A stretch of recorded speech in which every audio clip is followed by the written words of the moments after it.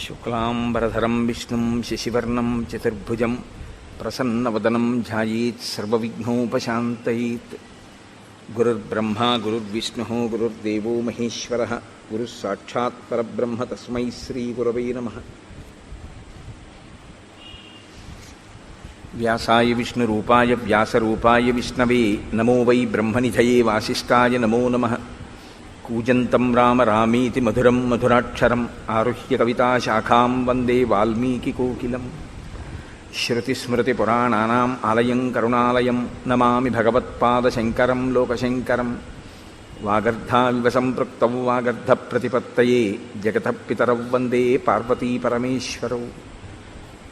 సూక్తిం సమగ్రేతున స్వయమేవ లక్ష్మీః శ్రీరంగరాజమహిషీ మధురైః కటాక్షైః. వైదగ్ధ్యవర్ణగుణగుంభనగౌరవైర్యాం కండూలకర్ణకుహరాः కవయోధయంతి. హైమోర్ధ్వపుండ్రమజహన్మకుటం సునాసం మందస్మితం మకరకుండలచారుగండం బింబాధరం బహుళదీర్ఘకృపాకటాక్షం శ్రీవేంకటేశముఖమాత్మనిసన్నిధత్తాం.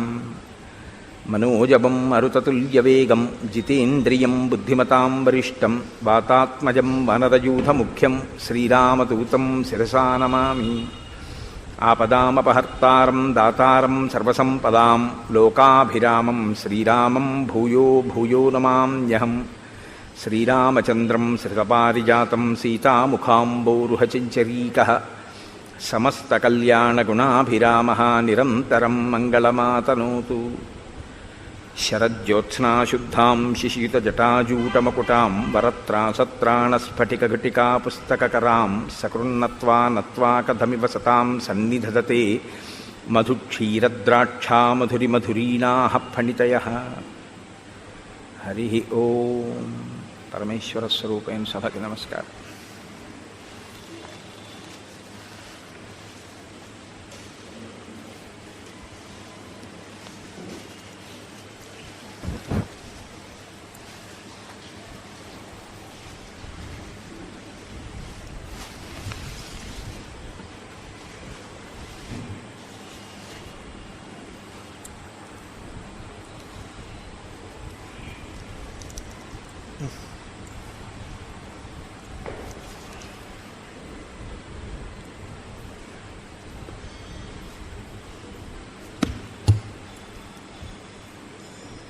నిన్నటి రోజున మీరు విన్నారు, 100 యోజనముల సముద్రాన్ని దాటి లంకాపట్టణానికి వెడితే సీతమ్మ తల్లి దర్శనం అవుతుంది అని సంపాతి చెప్పారు. సంపాతి చెప్పినటువంటి వాక్యం నిజము అని గుర్తు ఏమిటంటే, ఆ మాట సాయం చెయ్యగానే కాలిపోయిన రెక్కలు సంపాతికి మళ్ళీ పుట్టాయి. కిష్కింధకాండ పూర్తి చేస్తూ మహర్షి 2 వైభవోపేతమైనటువంటి విషయాల్ని ప్రతిపాదిస్తారు. రామ కథ యొక్క గొప్పతనం ఎటువంటిది, రామనామము యొక్క గొప్పతనం, రామనామానికి రామకథకి మాట సాయం చేసినంత మాత్రం చేత వచ్చేటటువంటి ఫలితం. కేవలం మాట సాయం చేసినటువంటి సంపాతికి కాలిపోయిన రెక్కలు మళ్ళీ వచ్చాయి. కాబట్టి రామకార్యం మీద పెడుతున్న వాడికే అంత సాయం చేస్తేనే అంత గొప్ప ఫలితం ఉంటే, రామకార్యమే చేసిన వాడికి ఎంత గొప్ప స్థితి ఉంటుంది. అయితే ఇక్కడ మీరు ఒక విషయం చూడాలి. నిజంగా చాలా పెద్ద రామకార్యం అన్నది ఏది ఉంటుందో అది చేసిన వాడు కోరుకోవలసినది ఎటువంటి వాడికి ఆ స్థితిని రామచంద్రమూర్తి ఇస్తారో తెలుసా అండి? కించిత్ ప్రతిఫలాపేక్ష కూడా లేనివాడికి అంత స్థితిని ఇస్తారు. మీరు అది చాలా జాగ్రత్తగా గమనించాలి. రామాయణం రామ కార్యం మీద వెడుతున్న వాడికి మాట సాయం చేస్తే కాలిపోయిన రెక్కలు వచ్చాయి, మళ్ళీ యవ్వనం వచ్చింది అంటే మళ్ళీ మంచిదే, ఒక వైభవాన్ని పొందాడు. కానీ రామ కార్యాన్నే చాలా ప్రయోజనము అని భావించి ఇంకంతకన్నా వేరొక కార్యం లేదు అని ఆ కార్యం మీద సర్వశక్తులు ఒడ్డి వెళ్ళినటువంటి వాడికి ఏ ఫలితం ఉండాలి? రామచంద్రమూర్తి యొక్క ఆలింగనం లభిస్తుంది, రాముడే లభిస్తాడంతే. ఇంకా దానికి వేరొక ప్రయోజనం ఏమీ ఉండదు, సరికదా? అలా ఎవరైనా నిలబడగలిగితే రామకార్యాన్ని త్రికరణ శుద్ధిగా ఏ ప్రతిఫలాన్ని ఆశించకుండా, ఎందుకు చేశావు ఈ రామకార్యం అంటే రాముని కొరకు తప్ప దీని వలన నాకు ఏ ప్రయోజనము నేను ఆశించి చెయ్యట్లేదు అని త్రికరణ శుద్ధిగా నిలబడగలిగితే దొరికేటటువంటిది ఏమిటో తెలుసా అండి? నేను నీకు ప్రత్యుపకారం చెయ్యలేను అన్న రామచంద్రమూర్తి యొక్క మాట. అంటే ఎంతటి సమున్న స్థితిని పొందుతారో చూడండి. ఇది ఎవరు పొందారంటే స్వామి హనుమ పొందారు. ఎందుచేత అంటే ఆయన సుందరకాండలో బయలుదేరినప్పుడు రామార్థం వానరార్థంచ చికీర్షం కర్మదుష్కరం సముద్రస్య పరం పారం దుష్ప్రాపం ప్రాప్తుమిచ్చసి అన్నారు విద్యాధరులు. రాముని కొరకు వానరుల కొరకు చేస్తున్నారు తప్ప ఆయన తన కొరకు తాను అని చేసినది కాదు సముద్ర తరణం. అంత కష్టపడి ఆయన వెళ్ళి సీతమ్మ తల్లి దర్శనం చేసి వచ్చి సీతారాములు ఒకటవడానికి కారణంగా ఆయన నిలబడితే ఆయన పొందినటువంటి భాగ్యం ఏమి అంటే, నేను నీకు ప్రత్యుపకారం చెయ్యడం కుదరదు కాబట్టి మదంగే జీర్ణతాం యాతు యత్తయోపకృతం కపేహే అంటారు ఉత్తరాఖండలో రామచంద్రమూర్తి. నీకు నేను ప్రత్యుపకారం చెయ్యడం అన్నది కుదరదు హనుమా, కాబట్టి నువ్వు చేసిన ఉపకారం ఏదుందో అది నా శరీరమునందు జీర్ణమైపోవుగాక అంటారు. అంటే రాముడు కూడా ప్రత్యుపకారం చెయ్యగలను అని అనలేనంత గొప్ప స్థితిని పొందగలగడం త్రికరణ శుద్ధిగా రామకార్యాన్ని చెయ్యగలిగినటువంటి ప్రజ్ఞ ఏర్పరచుకోవడం. అయితే అది అంత తేలికైన విషయం కాదు. శ్రీరామాయణంలో మహానుభావుడు కారణ జన్ముడు కాబట్టి ఒక్క హనుమకి మాత్రమే అది లభించింది.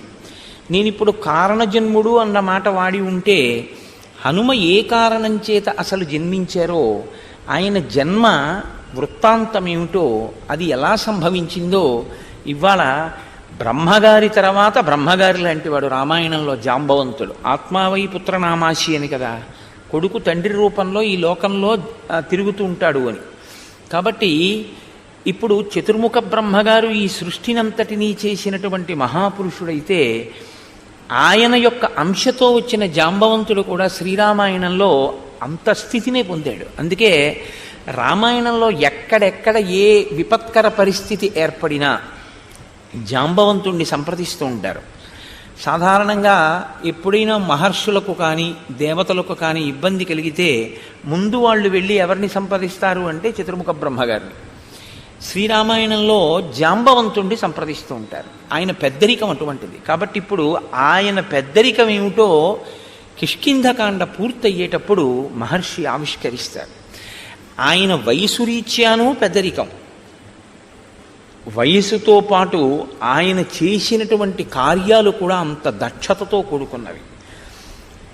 ఇప్పుడు నేను ఉడిగిపోయాను అని చెప్పడం కాదు, శరీరంలో ఉన్నటువంటి శక్తి ఉడిగిపోయినా తన అనుభవంతో చెయ్యగలిగినటువంటి మేలు ఏదో అంత గొప్ప మేలు జాంబవంతుడు చేస్తూ ఉంటాడు రామాయణంలో. అందుకే దక్షిణ దిక్కున ఉన్నటువంటి సముద్రపు ఉత్తర దిక్కున వానరులందరూ కూడా కూర్చుండిపోతే, 100 యోజనముల సముద్రాన్ని దాటేవాడు కనపడకపోతే, దాటేవాడెవడో నేను చెప్తాను, దాటేవాడెవరో నేను చెప్పడం కాదు, చెప్పి ఆయనని నేను ప్రోత్సహిస్తాను. అది జరిగితే తప్ప ఆయన వెళ్ళాడు.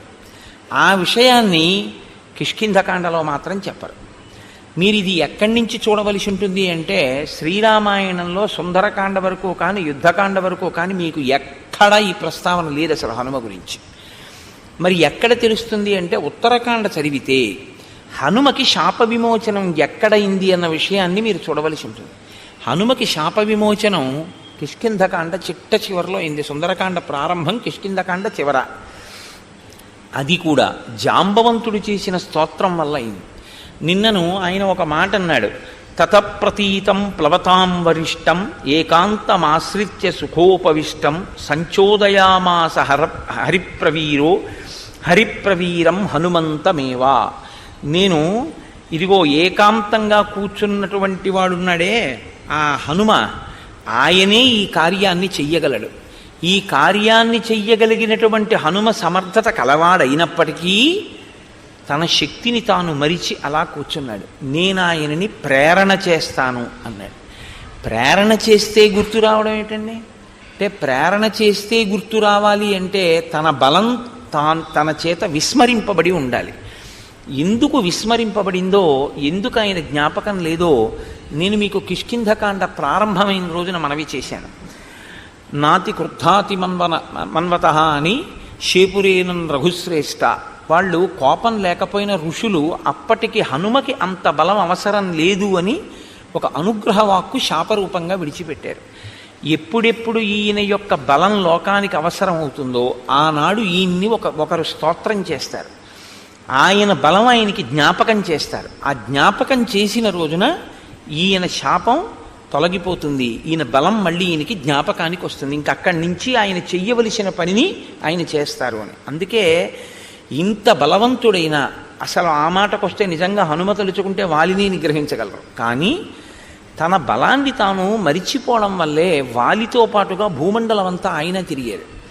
అటువంటి హనుమకి శాప విమోచనం అయ్యేటటువంటి సందర్భం చాలా మహోత్కృష్టమైనటువంటి సందర్భం శ్రీరామాయణంలో. ఎందుకంటే ఇక నుంచి ఆయనకి శాప విమోచనం జరిగితే ఆయనకున్న బలం దేనికి ఉపయోగపడుతుంది?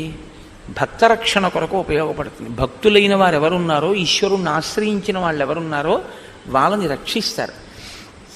కాబట్టి ఇప్పుడు జాంబవంతుడు అంటున్నాడు, వీర వానరలోకస్య సర్వశాస్త్ర విశారద తూష్ణీం ఏకాంతమాశ్రిత్య హనుమం కిం నజల్పసి. హనుమని ఉద్దేశించి మాట్లాడుతూ, ఓ హనుమ, కిం నజల్పసి, నువ్వెందుకు మాట్లాడటం లేదు? వీళ్ళందరూ చెప్పారుగా ఇన్నిన్ని యోజనాలు పెడతామని, నువ్వేమీ అంటలేదు. నీవు ఏమీ అంటలేదు అంటే శక్తిహీనుడవు అని అనుకుంటున్నావా? నీ శక్తి ఏమిటో నాకు తెలుసు. వీర వానరలోకస్య సర్వశాస్త్ర విశారద, నీకు సర్వశాస్త్రములు తెలిసినటువంటి వాడివి, గొప్ప వీరుడివి. అంటే శరీరము మనస్సు రెండూ కూడా సంపత్తి కలిగినటువంటివి. శరీరం చాలా గొప్ప బలం కలిగినటువంటి శరీరం, మనసు బుద్ధి శాస్త్రమెరిగినటువంటి బుద్ధి. కేవలం తనంత తాను నిశ్చయం చేసుకోవడం వేరు, శాస్త్ర పరిజ్ఞానంతో నిశ్చయం చేసుకోవడం వేరు. శాస్త్ర పరిజ్ఞానంతో మాట్లాడేటప్పుడు నిర్మోహమాటంగా ఉండి మాట్లాడగలగడం వేరు. ఇది చాలా చాలా గొప్ప విషయం. ఎందుకో తెలుసా అండి? ధైర్యం అని ఒక మాట ఉంది. ధైర్యం అంటే మీరు కేవలంగా ఏదో ఒక విపత్కర పరిస్థితుల్లోకి చొచ్చుకుపోగలగడం అన్నదే మీరు అనుకోకండి. శాస్త్రాన్ని నమ్మినవాడు శాస్త్రాన్ని నమ్మినట్టు ఉన్న మాట ఉన్నట్టు మాట్లాడగలిగితే వాడు ధీరుడు, వాడు ధైర్యవంతుడు.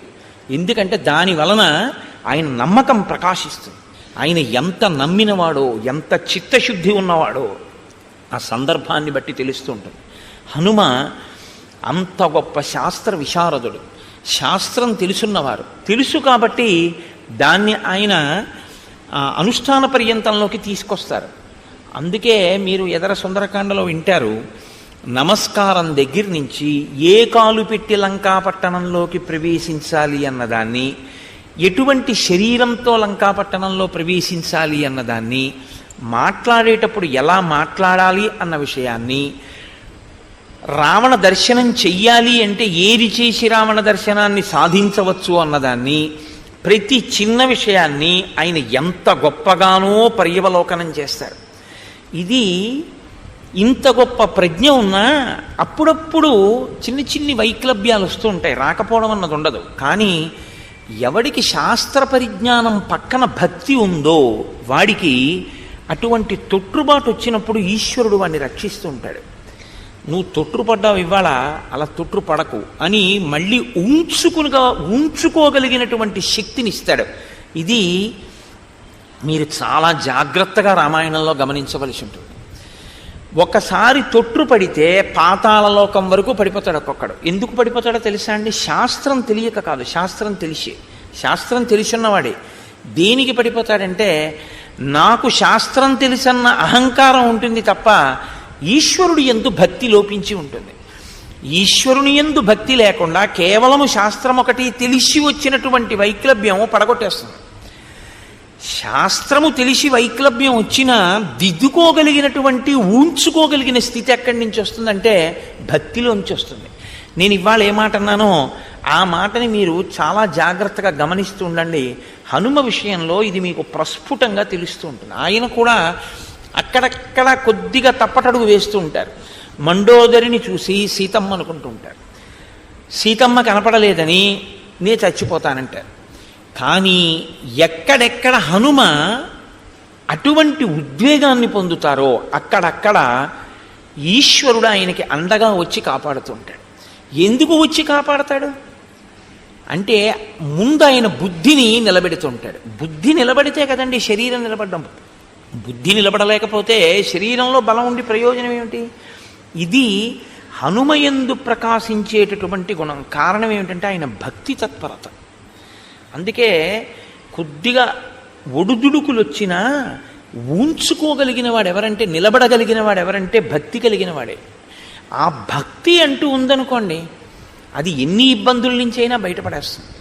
అదొక్కటి లేదనుకోండి, ఎప్పుడైనా జారిపోయే ప్రమాదం ఉంటుంది. ఎందుకంటే అహంకారం అనేటటువంటిది పక్కన పెరిగిపోతూ భక్తి తరిగిపోతే తాను ఏది చదువుతాడో దాని మీదే నమ్మకం లేని స్థితికి వెళ్ళిపోతాడు. అప్పుడు ఏమవుతుందంటే ప్రమాదంలోకి జారిపోతాడు. రావణాసురుడి యందు ప్రకాశించేటటువంటి లక్షణం అదే. ఆయనకి శాస్త్ర పరిజ్ఞానం ఉంది, ఆయనకి తెలుసు. కానీ ఆయన దేనికి వాడుకుంటాడంటే తను చేస్తున్నదే మంచి పని అన్నదాన్ని సమర్థించుకోవడానికి, శాస్త్రాన్ని మార్చి చెప్పడానికి ఉపయోగిస్తాడు. తనకి అనుకూలంగా శాస్త్రాన్ని తిప్పుతాడు తప్ప శాస్త్రం ఎలా ఉందో తాను అలా ప్రవర్తించడు. ఎందుకని? భక్తి అన్నది లోపించడమే దానికి కారణం. ఆ భక్తి లోపం వచ్చిందనుకోండి, భక్తి లోపం అంటే విశ్వాసమేనండి. సా శ్రద్ధ కదితా సిద్ధి యయా వస్తూపలభ్యతే. ఆ శ్రద్ధ ఉంటే గురువు యందు ఈశ్వరుడు యందు ఆ శ్రద్ధ ఉందనుకోండి, అది మిమ్మల్ని కాపాడేస్తుంది. కాబట్టి జాంబవంతుడు అంటున్నాడు, నీవు సర్వశాస్త్ర విశారద తూష్ణీం ఏకాంతమాశ్రిత్య హనుమన్ కిం నజల్పసి. నీవు ఏమీ మాట్లాడకుండా ఇన్ని ఎరుగున్నవాడివి ఒక్కడివే ఎందుకు కూర్చున్నావు? హనుమన్ హరిరాజస్య సుగ్రీవస్య సమోహ్యపి హనుమన్ హరిరాజస్య సుగ్రీవస్య సమోహ్యసి రామలక్ష్మణయోశ్చాపి తేజసాచ బలేనచ. ఓ హనుమ, నీవు వానరులకందటికీ ప్రభువైనటువంటి సుగ్రీవుడు ఏ స్థాయిలో ఉన్నవాడో, ఎంతటి బలవంతుడో, నీవు కూడా అంతటి బలవంతుడవే. ఈ మాట వెనక ఉన్నటువంటి తర్కాన్ని మీరు గమనించాలి. ప్రభువుతో సమానమైనటువంటి బలవంతుడు అనుకోండి, ప్రభువుతో సమానమైన శాస్త్ర పరిజ్ఞానం ఉన్నవాడు అనుకోండి, నేనీన మాట వినేది ఏమిటనేటటువంటి లక్షణం ఒకటి ఉంటుంది. కానీ ప్రభువుతో సమానమైన వాడైనా ప్రభుత్వాన్ని గౌరవించేటటువంటి వాడైనా ఆ బలాలు ఎప్పుడు చూసుకోడు. ఆయన సింహాసనం మీద ఉన్నాడు, నేను ఆయన మాట వినాలి. ఇది వినయం. ఈ వినయం హనుమయందు చాలా చాలా గొప్పది. అందుకే ఈ వినయానికి పరాకాష్ఠ ఎక్కడంటే, మీకు హనుమ ఎప్పుడు కనపడ్డా రామచంద్రమూర్తి యొక్క పాదాల దగ్గర కూర్చుని ఎప్పుడు ఆయన పాదాల వంక చూస్తూ ఇలా నమస్కారం చేస్తూ ఉంటారు. మీరు చూడండి, లోకంలో ఇద్దరు ఉంటారు. వాళ్ళు మీరు పూజ చేద్దామని వెళ్ళినా సరే, పిడుగులు పడిపోయినా సరే, వడగళ్ళ వాన పడిపోయినా సరే, పెద్ద పెద్ద బాజాలు వాయించినా సరే, వాళ్ళు మాత్రం తల తిప్పరు. అలా తల తిప్పకుండా ఎప్పుడు ఈశ్వరుణ్ణి చూసేటటువంటి వాళ్ళు ఒకడు నందీశ్వరుడు, రెండవ వారు హనుమ. ఎప్పుడూ రామచంద్రమూర్తి పాదాల వంక తదేక ధ్యానంతో చూసి మురిసిపోవడమే తప్ప అసలు ఇలా తల తిప్పి ఫోటో తీయించుకున్నది హనుమ ఎప్పుడూ లేదు. మీరు చూడండి, ఆయన ఎప్పుడు ఇలా ఎప్పుడూ ఉండరు, ఏ ఫోటోలోనూ అలా ఉండరు. ఆయన ఎప్పుడూ రామపాదాలనే చూస్తూ నమస్కారం చేస్తూ ఉంటారు.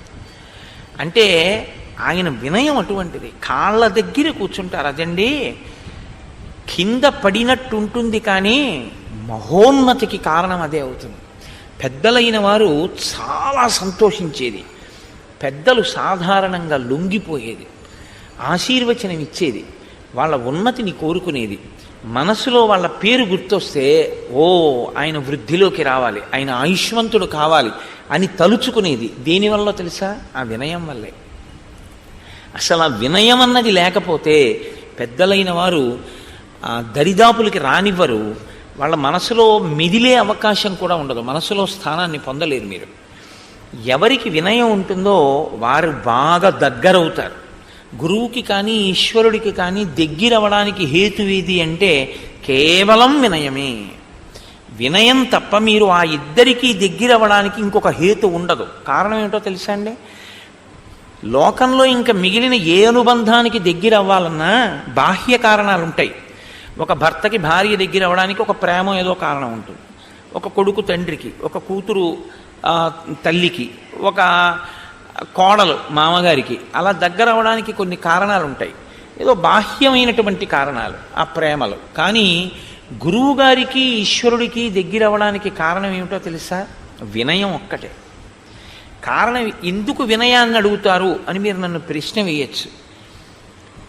వాళ్ళకి ఇవ్వడానికి వాళ్ళు కోరుకున్నది నీ వద్ద లేదు. ఎందుకో తెలుసా అండి ఈ మాట నేను అంటున్నాను? వారికి అసలు కోరికుంటే తృప్తి ఉంటుంది.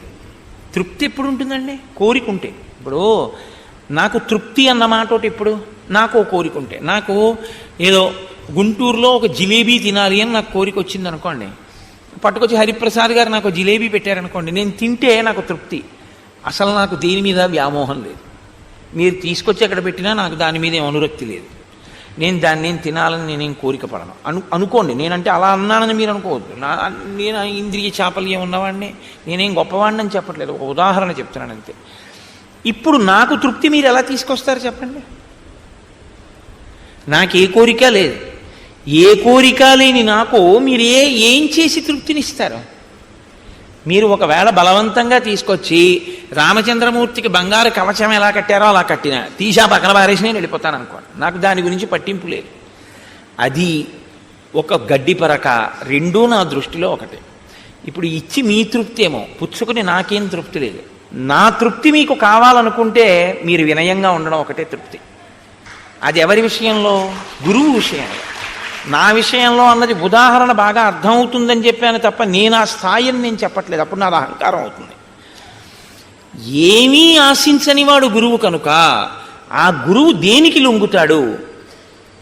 ఆయన పాదాల్ని పట్టుకుంటే, గురువుగారి దగ్గర వినయంతో నిలబడగలిగితే చాలు, గురువుగారు పొంగిపోతారు. అందుకే ఈ వినయానికి పరాకాష్ఠ కింద ఉంటారు. ఈశ్వరుడి దగ్గర అంతే. మీరు ఈశ్వరుడికి ఏమి ఇస్తారండి? మిమ్మల్నే ఈశ్వరుడు సృష్టించాడు. మీ ఊపిరితిత్తులు ఈశ్వరుడు ఇచ్చాడు, మీ గుండెకాయ ఈశ్వరుడు ఇచ్చాడు, మీ మూత్రపిండాలు ఈశ్వరుడు పెట్టాడు, మీ మాట ఈశ్వరుడు ఇచ్చాడు, మీరు తినడానికి పదార్థాలు ఈశ్వరుడు ఇస్తున్నాడు, పచనం ఆయన చేస్తున్నాడు, జీర్ణం ఆయన చేస్తున్నాడు. ఆయనకి మీరేమిస్తారు? యాపిల్ పండు మీరు సృష్టించారేంటి? ఈశ్వరుడు సృష్టించాడు. యాపిల్ పండు కొనడానికి డబ్బు మీరు సృష్టించారేంటి? శక్తి మీకు ఇచ్చి మీకు ఉద్యోగం చేయించి డబ్బు ఇప్పిస్తున్నాడు. అన్నీ ఆయన ఇచ్చినవే. అన్నీ ఆయన ఇస్తే మీరేమిస్తారు ఈశ్వరుడికి? ఈశ్వరా, నువ్విచ్చింది నీకు ఇవ్వడం తప్ప నేను ఇవ్వగలిగిందన్నది నాకు లేదన్న మీ భావనే నివేదన. ఈ భావన మీకు కలిగిందనుకోండి, అది వినయానికి పరాకాష్ఠ. అదే నివేదన. ఆ నివేదన యొక్క ఫలితము ప్రసాదము.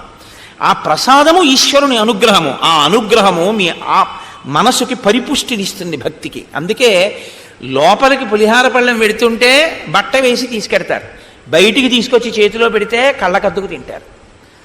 ఎందుకని? అది ప్రసాదం. ఈశ్వరుడికి చూపిస్తే ప్రసాదం, ఈశ్వరుడికి చూపించకపోతే పులిహారం. ప్రసాదంగా అనుభవించడం అంటే ఇవన్నీ ఈశ్వరుడివే అని నమ్మగలగడం. కాబట్టి ఈశ్వరుడికి మీరేమిస్తారు? నేనేమి ఇవ్వలేను అనుకున్నప్పుడు వినయంతో కిందకి ఉండడమే. ఎంత పెద్దవారు మీరని లోకమంతా అంటున్నా, నా పెద్దరికం ఏమిటండి? నా పెద్దరికం అంతా ఆయన ఇచ్చిందని ఆయన పాదాల దగ్గర కూర్చుంటాడు తప్ప ఎప్పుడూ సమానంగా కూర్చోడు. ఇది వినయం. దీనికి గురువు లొంగుతాడు, దీనికి ఈశ్వరుడు లొంగుతాడు. అందుకే శంకర భగవత్పాదుల గురించి ఎప్పుడు లోకంలో ఒక మాట అంటుంటారు. ఆయన జ్ఞానాన్ని కదా బోధ చేశారు, ఇంకా భక్తి అన్న మాటకి తావెక్కడుంది? భక్తి అంటే రెండు ఉంటే కదా భక్తి. ఓ పెద్ద ఆయన ఉన్నాడు, ఓ చిన్న ఆయన ఉన్నాడు, ఈయన ఆయన్ని స్తోత్రం చేశాడు, అప్పుడు కదా. శంకరుల దృష్టిలో ఉన్నది ఒకటేగా, ఇంకా మళ్ళీ భక్తి ఎక్కడి నుంచి వచ్చిందంటారు? భక్తి పరాకాష్ఠ జ్ఞానం. జ్ఞానానికి భక్తి ఎప్పుడు ప్రతిబంధకం కాదు. పిందెలేని పండు ఎక్కడి నుంచి వస్తుందండి? భక్తితో కూడిన కర్మాచరణం వల్లే జ్ఞానం వస్తుంది. అసలు భక్తి లేకుండా జ్ఞానం ఎక్కడ వస్తుంది? రాదు. కాబట్టి జ్ఞానమునకు భక్తి ప్రతిబంధకం కాదు. అందుకే శంకర భగవత్పాదులు మోక్ష సాధన సామాగ్ర్యాం భక్తిరేవ గరీయసి అని ప్రతిపాదించారు. మహానుభావుడైన జగద్గురువు. అబ్బో, శంకర భగవత్పాదులు చెప్పందే ఉంది. ఆకాశం అంత ఎత్తు ఎదిగారు, పాతాళం అంత కిందకి దిగారు. ఇంకా తర్వాత ఎవరన్నా ఏమన్నా చెప్తే ఆ మధ్యలోకి వచ్చి నిలబడాలి తప్ప శంకరుల్ని దాటి పైకి ఎక్కలేరు, శంకరుల కన్నా కిందకి వెళ్ళలేరు. ఆయన కిందకెంత వెళ్ళారో అంతా వెళ్ళారు. ఎంత మీరు తక్కువ చేసి మాట్లాడుకోవాలో ఈశ్వరుడి దగ్గర అంత తక్కువ చేసి శంకరాచార్యుల వారు మాట్లాడారు. పశుమాం సర్వజ్ఞ ప్రధిత కృపయా పాలయ విభో అన్నారు. ఎంత పైకెక్కారంటే అహం బ్రహ్మాస్మి అన్నారు. ఇప్పుడు ఇంకా మీరు అంతకన్నా పైకేం పెడతారు, ఇంతకన్నా కిందేం పెడతారు. కాబట్టి మీరు ఎంతమంది వచ్చినా, తర్వాత ఎవరు వచ్చినా, ఏం మాట్లాడినా ఈ రెండింటి మధ్యలోనే మాట్లాడాలంతే. కాబట్టి శంకరుల కన్నా కిందకెళ్ళలేరు, శంకరుల కన్నా పైకెళ్ళలేరు. అది శంకరుల యొక్క తత్వం అంటే వ్యోమవత్ వ్యాప్త దేహాయ. సరే, అందుచేత నీవు సుగ్రీవుడితో సమానమైన వాడివే కాదు, రామలక్ష్మణయోశ్చాపి తేజసాచ బలేనచ. రామలక్ష్మణులిద్దరూ తేజస్సులో ఎంత గొప్పవారో, బలములో ఎంత గొప్పవారో, నీవు కూడా తత్తుల్యమైన వాడవు. అంతే బలము, అంతే తేజస్సు ఉన్నవాడవు. అంటే రామలక్ష్మణులతో సమానమైన స్థాయి కలిగినటువంటి వ్యక్తి హనుమ. కానీ ఎక్కడ కూర్చుంటారు? ఎప్పుడూ పాదాల దగ్గర. ఎదిగినా ఒదగడం నేర్చుకోవాలి అంటే హనుమ యొక్క ఉపాసన చేసి తీరాలి. అందుకే మనకి లోకంలో చిన్నపిల్లలతో కూడా మనం ఎవరిని ఆరాధన చేయిస్తామంటే ఇద్దరిని ఆరాధన చేయిస్తాం. ఒకరు వినాయకుడు, ఒకరు హనుమ. సరే, వినాయకుడిని ఎందుకు అలాగా చెయ్యవలసి ఉంటుంది అన్నది రేపు వింటారు. మళ్ళీ చరివిత చరణం ఎందుకు? హనుమ కూడా అంతే, అపారమైనటువంటి వినయ సంపత్తి కలిగినటువంటి వారు, మహానుభావుడు ఆయన. ఈ మాటలు ఆయన ఎందు గర్వాన్ని పెంచలేదు, ఈ మాటలు ఆయన ఎందు వినయాన్ని పెంచాయి. అది విచిత్రం. మీరు అయ్యా చాలా వృద్ధిలోకి వచ్చారు, చాలా చక్కటి పని చేశారు అంటే ఇలా అనకూడదు. ఆయన చేత నేను పొందినటువంటి ప్రశంసావాక్యం, అరే నేను వాడిని ఎందుకన్నాను అలాగా, ఎంత పాడయ్యాడు ఇప్పుడు అని ఆయన పశ్చాత్తాపడవలసినటువంటి రోజు రాకుండుగాక అని ఎప్పుడూ అడగాలి.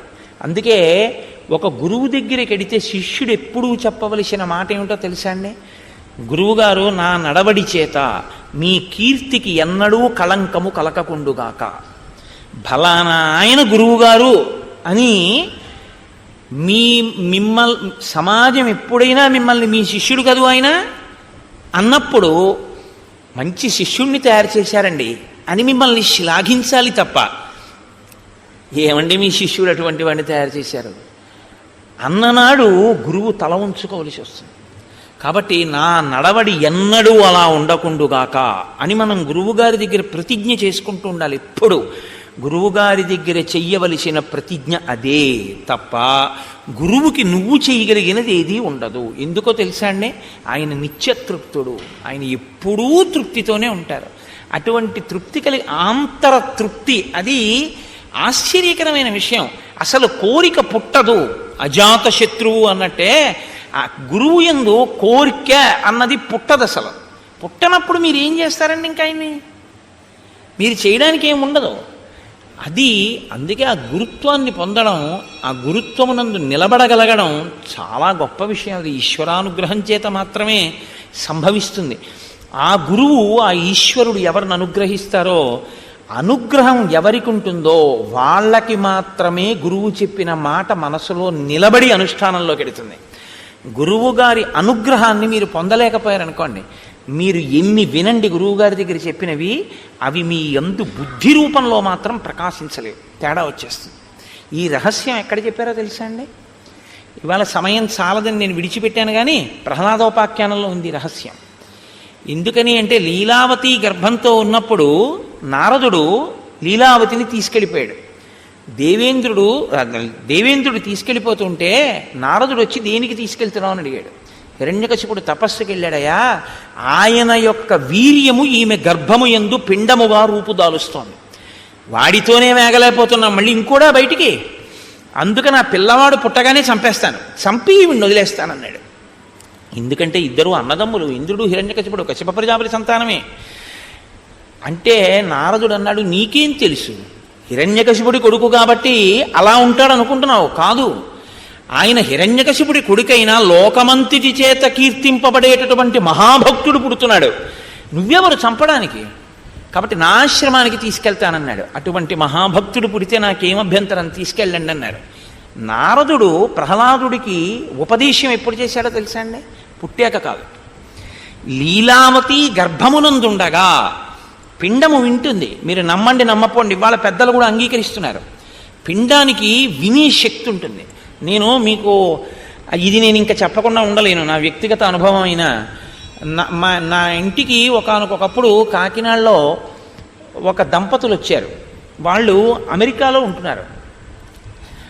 ఆవిడ పెళ్లి ముందు నుంచి ఏదో నేను చెప్పిన మాటలు ఆవిడకి ఏదో పాపం మంచివి అనిపించాయి. ఆవిడ వింటూ ఉంటుంది సీడీలు ఎప్పుడూను.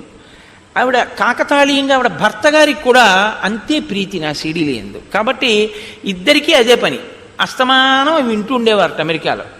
వాళ్ళిద్దరికీ వాళ్ళ అనురాగ ఫలితంగా ఒక శిశువు ప్రాణం పోసుకుంటోంది ఆవిడ కడుపులో. ఆవిడ ఇవే వింటుండేవారు, అదే పనిగా వినేవారు. ఆ పుట్టినటువంటి పాప మిరిసిపోతోంది సీతమ్మ తల్లిలా. అది పాకేటటువంటి వయసు వచ్చింది. ఆ పాకేటటువంటి పిల్లని తీసుకుని వాళ్ళు ఒకసారి నన్ను చూడడానికి వచ్చారు. మీరున్నారులా ఉంది. ఆ పాపను తీసుకుని మా ఇంటికి వచ్చారు. నాకు పేర్లు జ్ఞాపకంలో ఉండవు. తీసుకొస్తే ఆ పాప నిద్రపోతోంది. మా ఇంటికి వచ్చేప్పటికి వాళ్ళు తీసుకెళ్ళి లోపల మంచం మీద పడుకోబెట్టండి అమ్మా, ఎంతసేపు ఊళ్ళో పెట్టుకుంటారన్నాను. లోపల పడుకోబెట్టారు. దానికి తెలివి వచ్చింది. తెలివి వచ్చిన తర్వాత తీసుకొచ్చి వాళ్ళ అమ్మగారు కింద దింపారు. దింపితే నేను అంత దూరంలో కుర్చీలో కూర్చుని మాట్లాడుతున్నాను, వాళ్ళు కూర్చుని మాట్లాడుతున్నారు. ఆ పిల్ల గబ్బ గబ్బ గబ్బ గబ్బ గబ్బ గబ్బ పాక్కుంటూ వచ్చి నా 2 కాళ్ళు పట్టుకుని ఇలా తలెత్తి చూస్తోంది. నేను దాన్ని ఎత్తుకుని తొడ మీద కూర్చోబెట్టుకున్నాను. తొడ మీద కూర్చోబెట్టుకుని ఏమమ్మా ఏం అలా చూస్తున్నావు అన్నాను. అది ఇంట్లోంచి వెళ్ళిపోయే వరకు నేను మాట్లాడుతుంటే అది నా నోటి వంక ముఖం వంక అలా చూస్తూనే ఉంది. అంటే అది తల్లిగారి గర్భంలో ఉండగా నా మాటలు అదే పనిగా విని అది నిద్రపోతున్నది నా మాటలకు ఉలిక్కి పడలేచింది. నేను ఇన్ని నెలలుగా వింటున్న మాటలు ఈ శరీరంలోంచే వస్తున్నాయన్నమాట. అందుకని అది నా నోటిని నా ముఖాన్ని ఆశ్చర్యంగా అలా చూస్తూ కూర్చుంది ఒళ్ళో. కాబట్టి వింటాయి గర్భస్థ పిండాలు.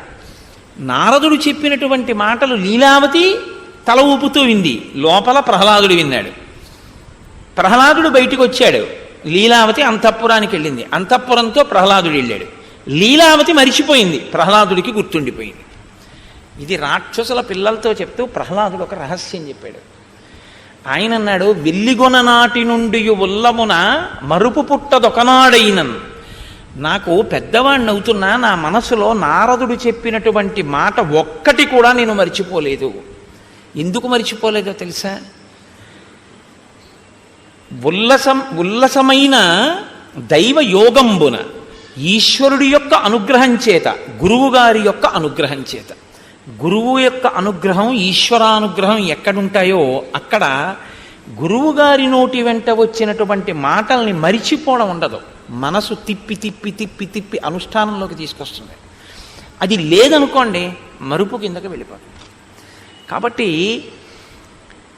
ఒక్కొక్కరి యందు విన్న విషయాలు, తెలుసుకున్న విషయాలు ఇంకా వినయం వైపుకి తీసుకెడతాయి. కారణం ఏమిటంటే అది కారణజన్ములంటే. తప్ప మీరు ఫలానా వారితో సమానం అండి అన్నారు అనుకోండి, అంతే, ఇంకా వారే ఉందండి వాళ్ళతో సమానం నేనంటే ఇంకేమిటి అహంకారం? అలా అంటారు కానండి, ఆయన నేను సమానమా? అసలు నన్ను మాట్లాడిస్తున్నది ఆయన మహానుభావుడు అనగలిగితే నీకు వినయం ఉన్నట్లు. కాబట్టి చూడండి, హనుమన్ హరిరాజస్య సుగ్రీవస్య సమోహ్యసి రామలక్ష్మణయోశ్చాపి తేజసాచ బలేనచ. తేజస్సు యందు బలము యందు నువ్వు రామలక్ష్మణులతో సమానమైనటువంటి వాడివి. అరిష్టనేమిన పుత్రో వైనతేయో మహాబల గరుత్మానితి విఖ్యాత ఉత్తమ సర్వపక్షిణాం. బహుశో హి మయా దృష్ట సాగరే స మహాబల భుజగానుద్ధరన్ పక్షి మహావేగో మహాయశాహ. వైనతేయుడై కశ్యప ప్రజాపతికి వినతయందు జన్మించినటువంటి సంతానంలో ఒకడైనటువంటి గరుత్మంతుడు అపారమైన వేగంతో సముద్రంలో ఉండేటటువంటి పావుల్ని తన్నుకుపోతుండగా నేను ఎన్నో పర్యాయాలు చూశాను. ఆ సముద్రంలో ఉండేటటువంటి పావుల్ని తన్నుకుపోయేటటువంటి గరుత్మంతుని యొక్క వేగము ఎంతగా ఉంటుందో నీ వేగము కూడా తత్తుల్యముగా ఉంటుంది. అంత వేగమున్నవాడివి. బలం బుద్ధిశ్చ తేజశ్చ సత్వంచ హరిపుంగవ విశిష్టం సర్వభూతేషు కిమాత్మానం న బుధ్యసే. మహానుభావ, నీ బలము, నీ బుద్ధి, నీ తేజస్సు, నీ సత్వము సమస్త భూతముల కన్నా గొప్పవి. నీతో సమానమైన భూతమే లేదు. భూతము అంటే ప్రాణి. అసలు నీతో సమానమైనటువంటి ప్రాణి లేదు ఈ లోకంలో. అంతటి బుద్ధి, అటువంటి బలం, అటువంటి తేజస్సు ఉన్నవాడివి. అటువంటి వాడివి ఇలా కూర్చుని ఉంటావా? నీవు ఇంత తేజస్సుతో ఇంత గొప్పవాడిగా పుట్టడం అన్నది నీవు పుట్టిన తరువాత సంపాదించుకున్నది కాదు. నీకు పుట్టుకయందే అనుగ్రహింపబడినది. అసలు పుట్టగానే నీకు వచ్చింది. నీ జన్మయే కారణ జన్మ. ఏదో ప్రయోజనం లేకుండా నీకింత బలం కలగదు. ఏదో కారణం లేకుండా నీకింత తేజస్సు ఇవ్వరు. కాబట్టి ఇంతటి తేజోమూర్తిగా నువ్వు జన్మించావు. ఇక్కడ ఎప్పుడూ కూడా మీరు ఒకటి గమనించవలసి ఉంటుంది.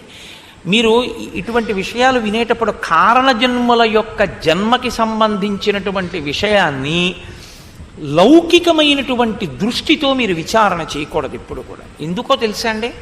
అది పరాశక్తి యొక్క అనుగ్రహం చేత జన్మిస్తారు వాళ్ళు. అందుకే అసలు ఒక్కొక్క మహానుభావుడు జన్మించేటప్పుడు ఆయన జన్మిస్తే అటువంటి గొప్ప తేజోమూర్తిని భరించగలిగినటువంటి క్షేత్రం ఉండదు. ఈశ్వరుడి అవతారాన్ని భరించగలదేమో కానీ మహర్షుల యొక్క తేజస్సుని భరించి వహించగలిగిన క్షేత్రాలు ఉండవు. నేను మీతో యథార్థం చెప్తున్నా. రామచంద్రమూర్తిని కనగలిగిన కడుపు ఉంటుందేమో, వశిష్ఠ మహర్షిని కనగలిగిన కడుపు ఉండదు. అందుకే వాళ్ళు కుంభసంభవులు. ఒక కలశలోంచి ఉద్భవించారు వాళ్ళు. కారణం ఏమిటంటే ఆ తేజస్సుని భరించడం కష్టం. సుబ్రహ్మణ్యోత్పత్తిలో మీరు విన్నారు, ఏ క్షేత్రం భరించగలిగింది ఈశ్వర తేజస్సుని? అవి భరించలేరు. కాబట్టి భరించగలిగినటువంటి క్షేత్రము యందు ప్రవేశపెడతారు. ఆ తేజస్సుని ప్రవేశపెట్టి ఆ తేజస్సుతో కలిపి కారణజన్ములుగా వస్తారు తప్ప ఒక పతివ్రత యొక్క శీలాన్ని హరించడం లక్షణంగా దేవతలు ప్రవేశపెట్టారు. అందుకే శీలాపహరణం లేకుండా యోగ్యమైన క్షేత్రమునందు తేజస్సు ప్రవేశపెట్టి ఆ రూపంగా పుడితే తప్ప దేవతా కార్యం జరగదు అంటే ఆ రూపంగా జన్మించడానికి వీలుగా గర్భస్థం చేస్తారు. అందుకే శ్రీరామాయణంలో చాలామంది వానరులు ఆశ్చర్యకరమైనటువంటి జన్మలు స్వీకరించిన వారు. అలా పుట్టిన వాళ్ళల్లో వాలిసుగ్రీవులు కూడా స్త్రీ యందు జన్మించిన వారు కారు. వృక్షకరజస్సు అని ఆయన గురించి ఉత్తరరామాయణంలో చాలా విశేషంగా ఉంది.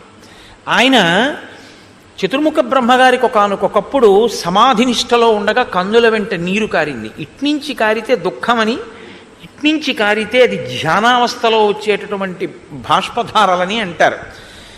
ఆ బాష్పధారలు పడుతుంటే ఆయనకి ఎందుకో బుద్ధి పుట్టి తన చేత్తో పట్టుకున్నారు ఆ నీటి చుక్కలు.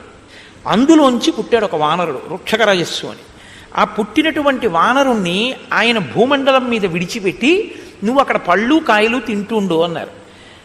ఆయన పళ్ళు కాయలు తింటూ ఒకానొకప్పుడు ఒక సరస్సులో ఆయన ఎప్పుడు ఇంకో ప్రాణిని ఎదురుగుండా చూసింది లేదు. ఎప్పుడు ఏవో పళ్ళు కాయలు తింటూ బ్రహ్మగారు చెప్పిన ప్రదేశంలో బతుకుతున్నాడు. ఒకప్పుడు ఒక కైలాస పర్వతం దగ్గర ఉన్నటువంటి సరోవరం దగ్గరికి వెళ్ళి ఆ నీటిలోకి చూశాడు. అసలు నీటిలోకి ప్రతిబింబం చూసుకోకూడదు, ఆయుక్షీణం అవుతుంది. కాబట్టి నీటిలోకి చూశాడు. ఇంకో వానరం కనబడితే ఆయన ఇంకో వానరం వచ్చిందనుకుని దాంతో యుద్ధం కోసమైనా నీళ్లలో దిగాడు. ఆ నీళ్లలో దిగితే వానరం కనపడలేదు. నీళ్లు కదిలిపోతే ఇంకా ప్రతిబింబం ఏముంటుందండి? ఆయన పైకి ఎక్కాడు, ఆరదైపోయాడు. ఒక రోజు ఉంటుంది ఆ స్త్రీత్వం. ఇప్పుడు వెంటనే ఆయన యందు ఇంద్రుడు సూర్యుడు మోహం పొందారు.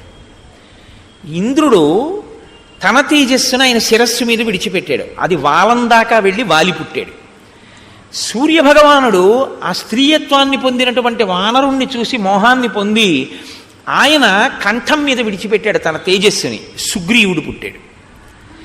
ఇవి విన్నప్పుడు ఎలా ఉంటుందో తెలుసా అండి? ఏమిటండి ఈ కథలు? సూర్యభగవానుడు అంత గొప్పవాడు, తెల్లవారితే ఆదిత్య హృదయంతో నమస్కరిస్తాం.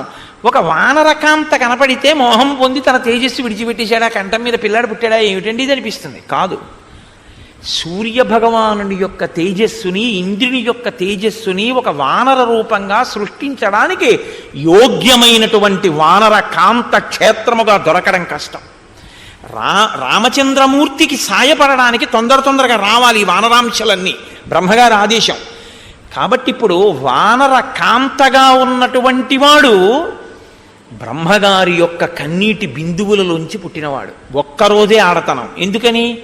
పార్వతీదేవి ఒకనాడు ఆ నీటిలో స్నానం చేస్తుంటే రాక్షసులు ఆడవేషాలతో వచ్చి స్నానం చేశారు. అందులో ఆవిడ గ్రహించలేదు, ఇందులో స్నానం చేసిన వాడు ఆడదైపోతుంది ఒక రోజు అంది ఆవిడ.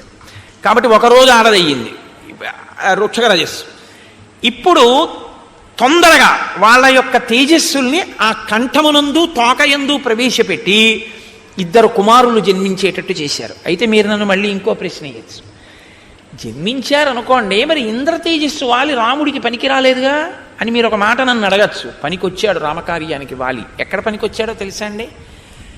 వాలి రూపంలో దుందుభి, మాయావి ఇలాంటి చాలా పెద్ద పెద్ద రాక్షసులందరినీ ఆయన చక్కబెట్టేసి ఆయన రాముడి చేతిలో వెళ్ళిపోయాడు. లేకపోతే రామావతారం వచ్చిన తర్వాత వీళ్ళందరినీ ఆయన నిగ్రహించాలంటే ఎంతకాలం, ఎంత సమయం పడుతుంది? మాటలా వీళ్ళందరూ చేరితే ఓ చోటికి చేరకుండా వాలి వీళ్ళందరినీ చంపేశాడు. వాలిని ఆయన చంపేశాడు. కాబట్టి అక్కడతో గొడవ తెలిపోయింది. ఇంకా వాలి రావణుడితో కలవక ముందు చంపేశాడు. సుగ్రీవుడు రామకార్యానికి పనికి రావాలి, అందుకని సుగ్రీవుడికి వానరాధిపత్యం ఇచ్చారు.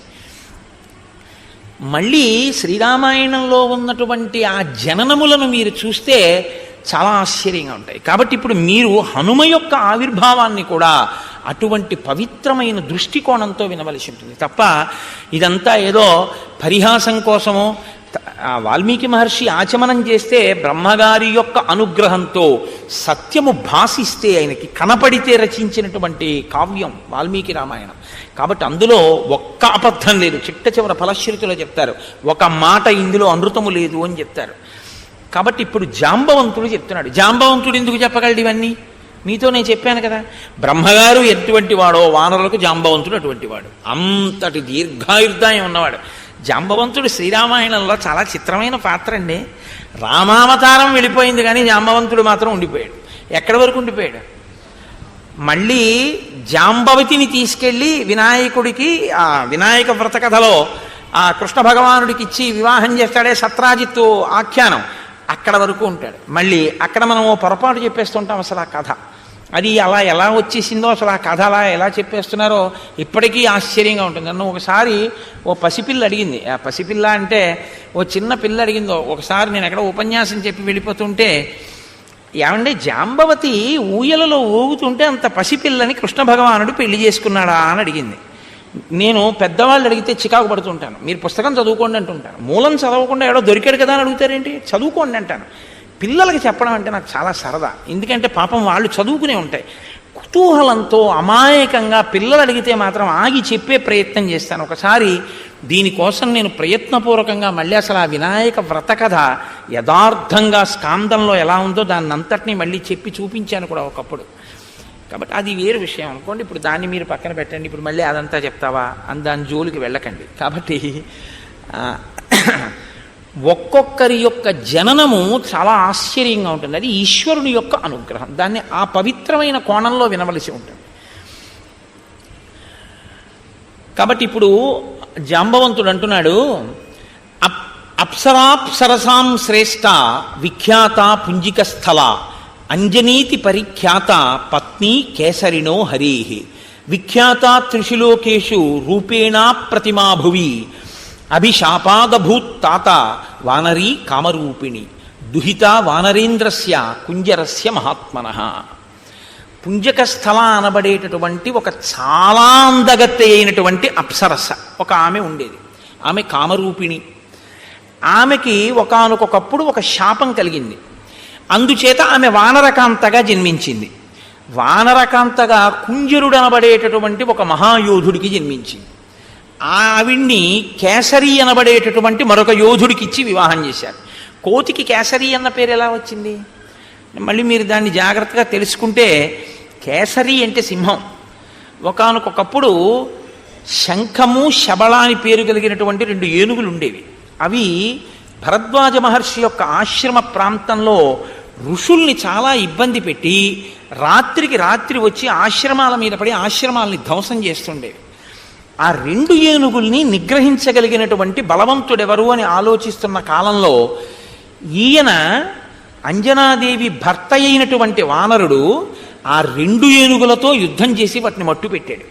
2 ఏనుగుల్ని ఏకకాలంలో చంపినవాడు కాబట్టి భరద్వాజ మహర్షి సింహం లాంటి వాడివి అని కేసరి అని బిరుదునామం ఇచ్చారు. ఆ బిరుదునామమే ఆయనకి లోకంలో ఉండిపోయింది. ఉండిపోయిన ఆ కేసరికి అంజనాదేవినిచ్చి వివాహం చేశారు. ఎవరి అంజనాదేవి? పుంజక స్థలాన్న అప్సరసయే. ఆమె శాపవశాత్తు కుంజరుడికి వానరకాంతగా జన్మిస్తే ఆ వానరకాంతనే తీసుకొచ్చి ఈ కేసరికి ఇచ్చి వివాహం చేశారు. ఆమె పేరు అంజన. ఇప్పుడు ఈమె ఒక అప్సరస, కానీ వానరకాంతగా ఉంది. చాలా గొప్ప అందగత్తె, కామరూపిణి. ఆమె ఎప్పుడు ఏ రూపం కావాలంటే ఆ రూపాన్ని పొందుతుంది.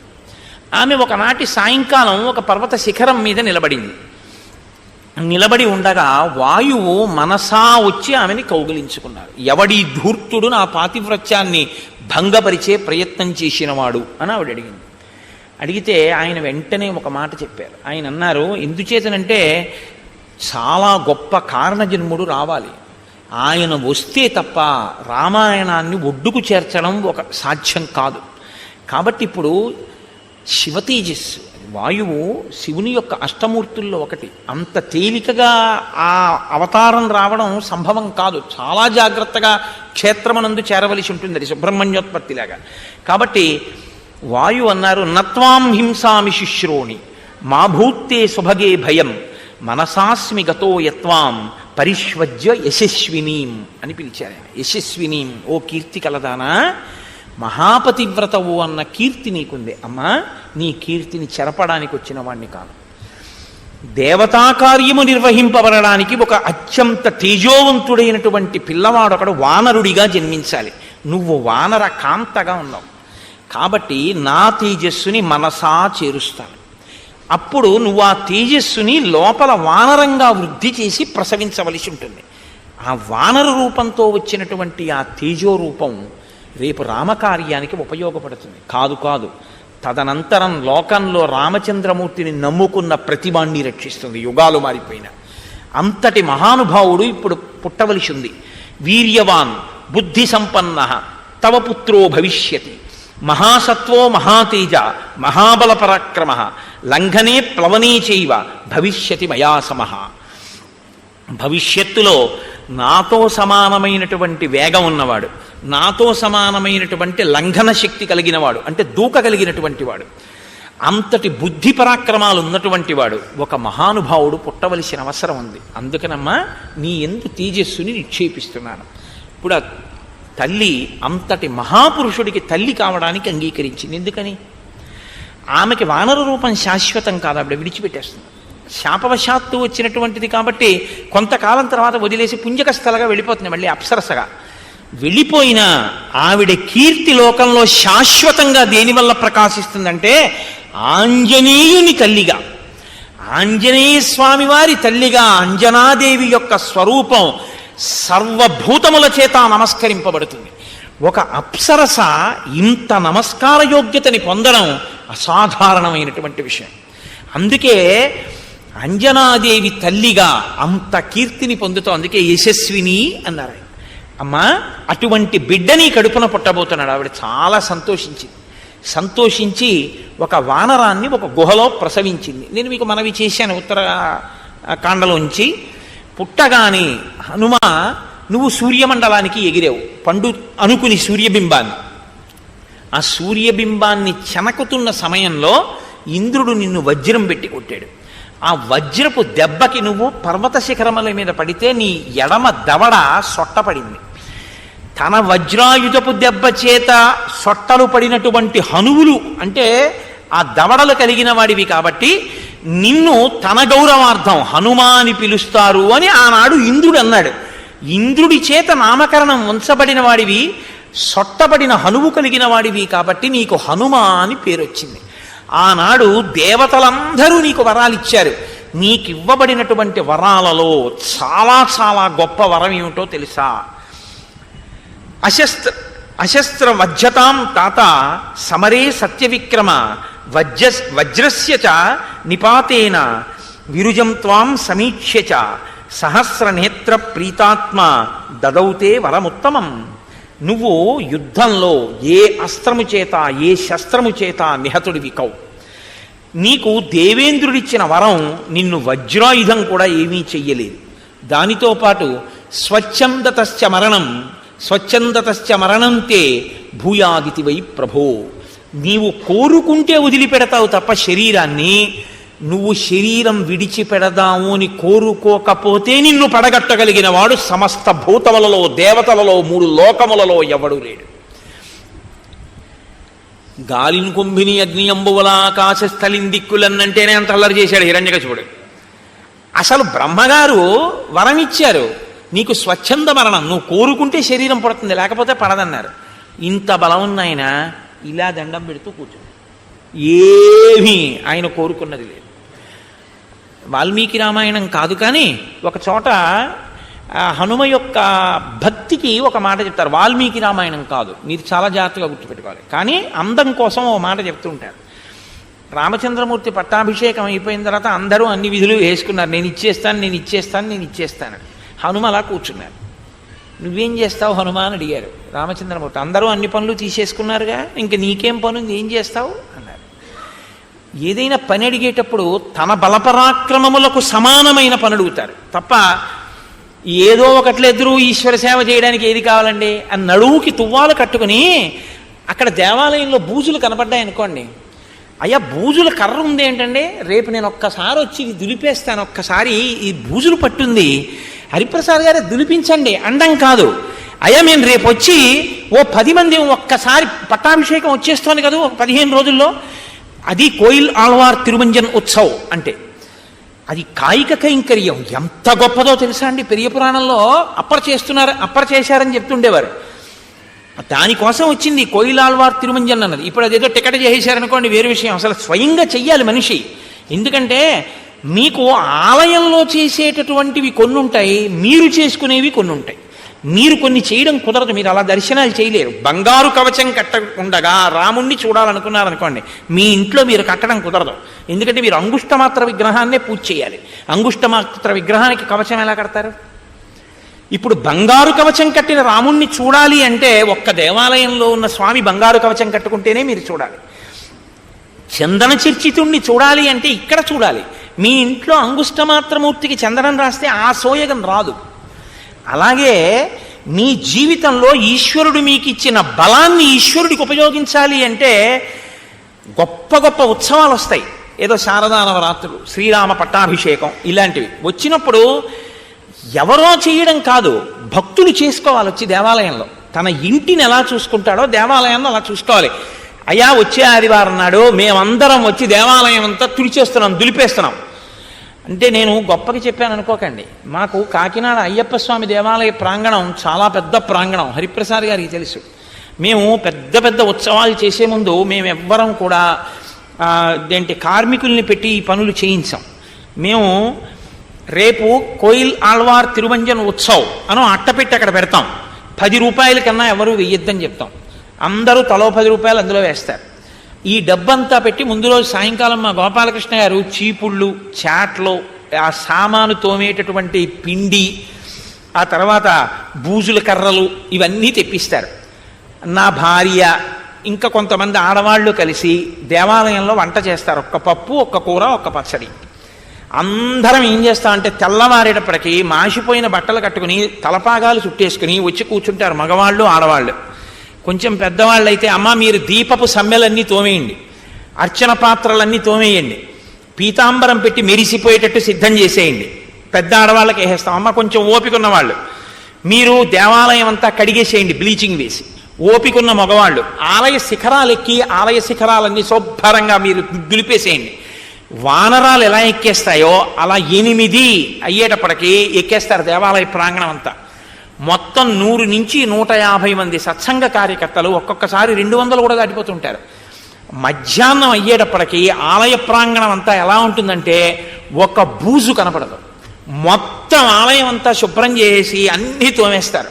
అందరూ స్నానాలు చేసేసి పొడిబట్ట కట్టుకుని వచ్చేస్తారు. మా గోపాలకృష్ణ గారు అందరికీ కూడా చక్కగా పప్పన్నం, కూర అన్నం, ఒక్క పచ్చడి, పెరుగు వేసి పెట్టేస్తారు. అందరం కలిసి ఈశ్వర సేవకులం.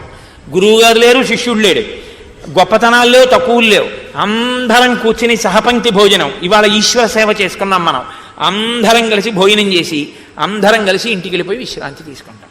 ప్రతి 4 నెలలకో 5 నెలలకో మా దేవాలయాన్ని మేమే శుభ్రం చేసుకుంటాం. దేవాలయాన్ని ఎవ్వరిని శుభ్రం చేయడానికి మేము ఇవ్వం, మేమే చేస్తాం. కాయిక కైంకర్యం కింద ఆలయాన్ని శుభ్రం చేసుకుంటాం. నేను కూడా అన్నానని గొప్ప కనుకోకండి, నేను కూడా తలపాగా కట్టుకుని అమ్మవారి దేవాలయాన్ని శుభ్రం చేస్తుంటాను. ఇప్పుడు నాకు అదొక చాలా ప్రీతి, పరాశక్తి దేవాలయం అంటే. అందుకని అమ్మవారి దేవాలయం కడగడం, తుడవడం అవన్నీ చేస్తుంటాను. చిన్న చిన్న పిల్లల దగ్గర నుంచి వచ్చి చేస్తారు. అది చేసుకోవాలి. ఈశ్వర సేవయందు ఆ సంతోషం ఉండాలి. అంతేగాని నేనింత మొనగాన్ని నీ చేయడమా అనకూడదు.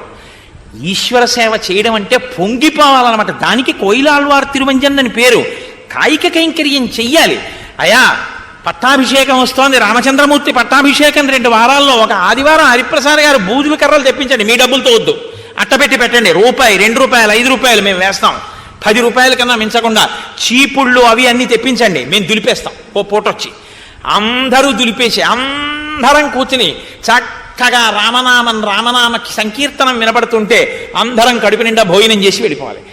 ఎంత ధన్యత అండి అది. నిజంగా పొంగిపోతారు సీతారాములు. నా పట్టాభిషేకానికి ఎలా చేశారో చూడు సీతా పిల్లలని.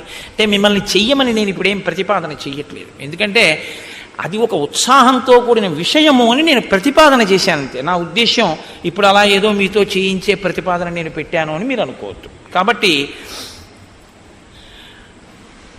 ఆయన వినయం కలిగినటువంటి వాడు. నా స్థాయికి పనిచేయడమా అని ఆలోచించరు. అందరూ అన్ని పనులు చేస్తున్నారుగా, హనుమ మరి నువ్వేం చేస్తావు అన్నారు. అంటే స్వామి ప్రభువు ఆవలించినప్పుడు తనకి తాను చిటికేసుకోకూడదు, చిటిక వేయకుండా ఆవలించకూడదు. కాబట్టి మీరు ఆవలిస్తే చిటికేస్తానన్నారు. ఆవలింత ఎప్పుడు వస్తుంది? నిద్రపోయే ముందు వస్తుంది. కాబట్టి నువ్వు నిద్రపోయే వరకు నీ కాళ్ళ దగ్గర ఉంటాను. మిగిలిన వాళ్ళు ఏం చేస్తారు? బయట పని చేసుకుని వెళ్ళిపోతారు. నీవు ఎప్పుడు ఆవలిస్తావో. కాబట్టి అన్నం తింటున్నా పడుకున్నా నేను ఆ పక్కనే కూర్చుంటాను. ఇంకా మా తల్లి జనకాత్మజ బొత్తిగా హనుమా ఇంకా కూర్చుంటే ఎలాగా? స్వామితో కలిసి ఏకాంత శయనంలో నేను ఉండాలి కదా అంటే వెళ్ళాలంతే. అప్పటి వరకు నీ పక్కనే కూర్చుంటా. ఏమో ఎప్పుడు ఆవలించి వస్తుందో చిటికేస్తాను. కాబట్టి ఇప్పుడు ఆయన స్థాయి చూసుకున్నారా? రామచంద్రమూర్తి దగ్గరికి చేరడానికి అది పనికొచ్చింది బాగా. స్థాయి చూసుకుని ఈశ్వర సేవ చేయకూడదు. నేను అంత ఉద్యోగస్తుండండి, నీ మోహం. ఈశ్వరుడు ఇస్తే వచ్చింది అది. నేను ఇంత పండితుండండి, ఈశ్వరుడు పలికిస్తే పలికావు. నేను ఇంత ఐశ్వర్యవంతుండండి, ఈశ్వరుడు ఇస్తే అనుభవిస్తున్నావు. ఏమిటవన్నీ ఈశ్వరుడు ఇచ్చిన విభూతులు. ఇన్ని ఉండి స్వామి నేను నీ కింకరుణ్ణి, ఏది బూజుల కర్ర పట్టుకుని ఆలయాన్ని దులుపు.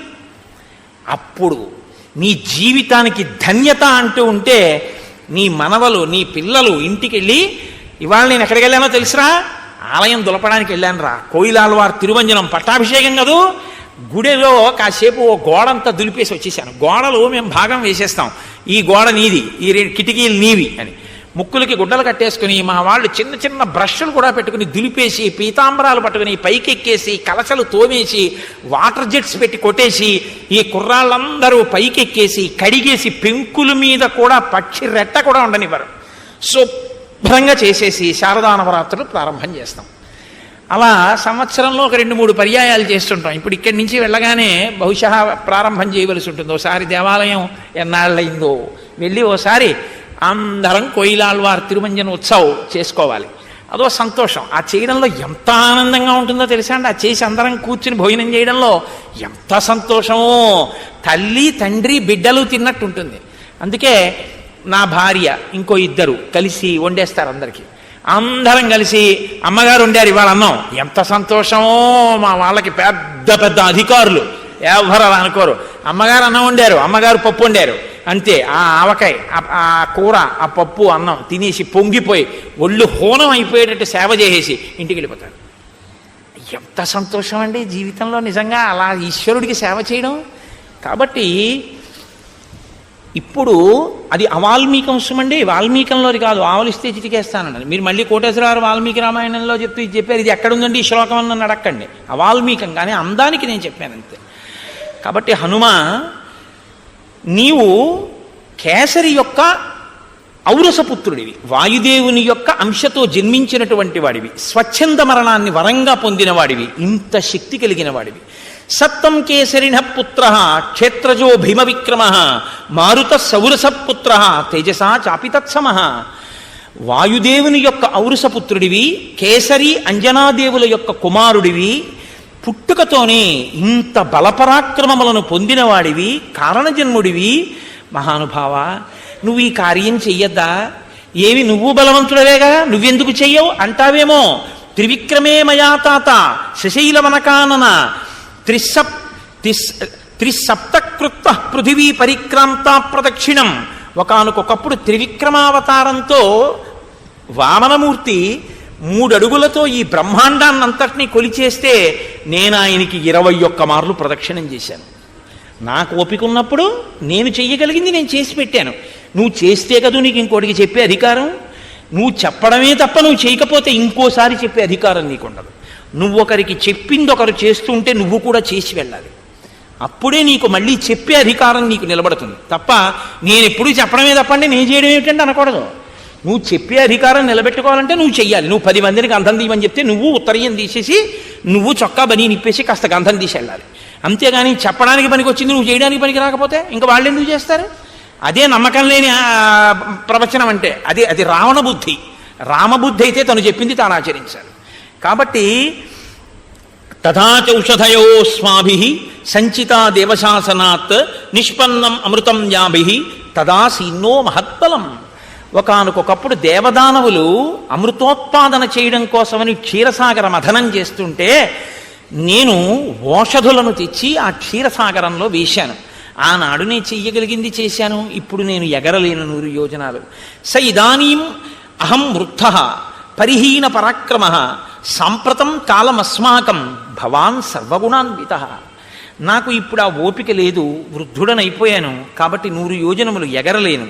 ఉత్తిష్ట హరిషార్దూల లంఘయస్వ మహార్ణవం పరాహి సర్వభూతానాం హనుమన్యా గతిస్తవ. నాయనా హనుమ, ఇంత బలపరాక్రమములున్నవాడివి, ఇంత తేజస్సున్నవాడివి, ఇంత శాస్త్ర విశారదుడివి, వానర జాతి పరుగు ప్రతిష్టలు రామకార్యం నీ చేతిలో ఉన్నాయి. నీవలా కూర్చుంటే ఎలాగయ్యా? ఒక్కసారి నీ బలాన్ని జ్ఞాపకం తెచ్చుకో, ఒక్కసారి ఆ తేజస్సుని పుంజుకో, ఒక్కసారి పెరిగి 100 యోజనములు గడచి బయలుదేరు. నీ యొక్క గమన శక్తి ఎటువంటిదో, నీ వేగం ఎటువంటిదో అటువంటి శక్తి ఈ భూతములలో ఏ ప్రాణికి లేదు. ఈ మాట చెప్పగానే విన్నారట హనుమ. కూర్చున్నవారు ఒక్కసారి లేచారు. సంస్తూయమానో హనుమాన్ వ్యవర్ధత మహాబల సమావిద్య చలాంగూలం హర్షాచ్ఛబలమే యువాన్. ఒక్కసారి అపారమైన సంతోషాన్ని పొందారట. అంటే శాప విమోచనం అయిపోయింది. తన బలం తనకి జ్ఞాపకం వచ్చింది. తానెంత బలవంతుడో తను తెలుసుకున్నారు. ఒక్కసారి ఆ తోకని చేత్తో పట్టుకుని పైకి తీసి ఒక్క దులుపు దులిపారట ఆ సంతోషంతో. తస్య సంస్తూయమానస్య వృద్ధైర్వానరపుంగవై తేజసాపూర్యమాణస్య రూపమాసీదనుత్తమం. ఆ వృద్ధులైనటువంటి వానర పుంగవులు చేసినటువంటి స్తుతి చేత శాప విమోచనాన్ని పొందినటువంటి హనుమ తన బలపరాక్రమములు తాను తెలుసుకుని అపురూపమైనటువంటి రూపాన్ని పొందారు. ఇత పూర్వం వానరులు ఎవ్వరూ ఎప్పుడూ హనుమని ఎలా చూడలేదో అలాంటి స్వరూపాన్ని పొందారు. అంటే ఆయన ఆనందాన్ని పొంది తన బలం తన శక్తి తనకి తెలుస్తున్న కొద్దీ తను పెరిగిపోతున్నారు. అంతంత పెరిగిపోయి ఇప్పటి వరకు ఇలా చూసిన వాళ్ళు ఇలా ఇలా ఇలా ఇలా చూసేటట్టు పెరిగిపోతున్నారు. పర్వతకాయుడై అంతెత్తు పెరిగిపోయి యదా విజృంభతే సింహో విరుద్ధో గిరిగహ్వరే మారుత శౌరస పుత్ర తథా సంప్రతి జృంభతే. ఏమి మాటలు వేసేస్తారండి మహర్షి. గుహలో లేచినటువంటి సింహం తెరచి ఉంచినటువంటి గుహలోంచి బయటికి వచ్చేటప్పుడు ఎలా ఉంటుందో అలా ఉన్నారట స్వామి. గుహ మూసి ఉందనుకోండి, లోపల సింహం ఎలా లేచి బయటకు వస్తుందో మీకేం కనపడదు. గుహ తెరిచి ఉంటేనే మీకు కనపడుతుంది కదండి.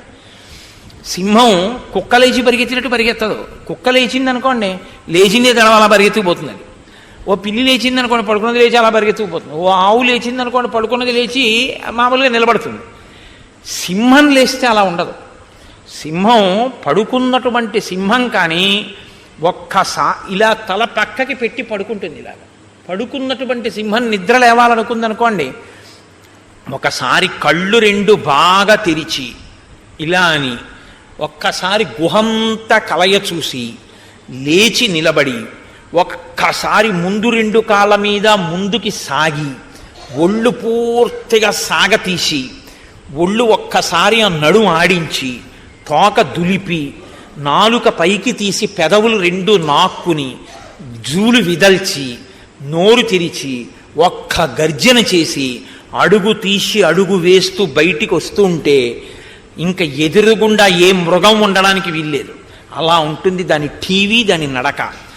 ఆ సింహం ఎలా బయటికి వస్తుందో గుహలో లేచి, అలా హనుమ కూడా ఒక్కసారి అటువంటి స్థితిని పొందారు. అంటే అలా లేచి ఆ ప్రతి కదలిక, ప్రతి పుంజుకోవడం, ఆ తోక జాడించడం, ఆ పైకి పెరుగుతుండడం, అది అపూర్వంగా ఇంతమంది వానరులు మన హనుమే అని ఆశ్చర్యపోతూ చూస్తూ అందరి చేతులు ఇలా కలుసుకున్నాయి. అంత గొప్ప స్వరూపాన్ని పొందుతున్నారు. ఆ ముఖం వంక చూశారట. అశోభత ముఖం తస్య జృంభమాణస్య ధీమతః అంబరీషమివాదీప్తం విధూమయివ పావకః. ఎర్రగా కాలిపోయిందనుకోండి పెనం, ఎలా ఉంటుందో అలా కాలిపోయిన ఎర్రటి ముఖంలా ఉన్నదట ఆయన యొక్క ముఖ తేజస్సు. పొగ లేకుండా ప్రకాశిస్తున్నటువంటి అగ్ని జ్వాల చాలా గొప్పగా ఉంటుంది. పొగ ఉన్నటువంటి అగ్ని జ్వాలకు అందం ఉండదు. పొగ అన్నది లేకుండా అగ్ని జ్వాల కానీ పైకి లేస్తోందనుకోండి, నాలుకలు చాపుతాడు అప్పుడు అగ్నిహోత్రుడు. అప్పుడు చూడాలి అందం. అసలు పూర్ణాహుతి అందం అంతా అప్పుడే. అసలు ఆ అగ్ని జ్వాల అలా లేవాలి. అంతెత్తు లేచి నాలుకలతో అందుకుంటాడు పూర్ణాహుతితో ఆయన. అంటే ఇలా నిలబడదు శిఖ, అగ్నిశిఖ నిలబడకుండా ఒక్కొక్కసారి. అందుకే పూర్ణాహుతి చేసేటప్పుడు పెద్ద అరటి దొప్ప వాడతారు.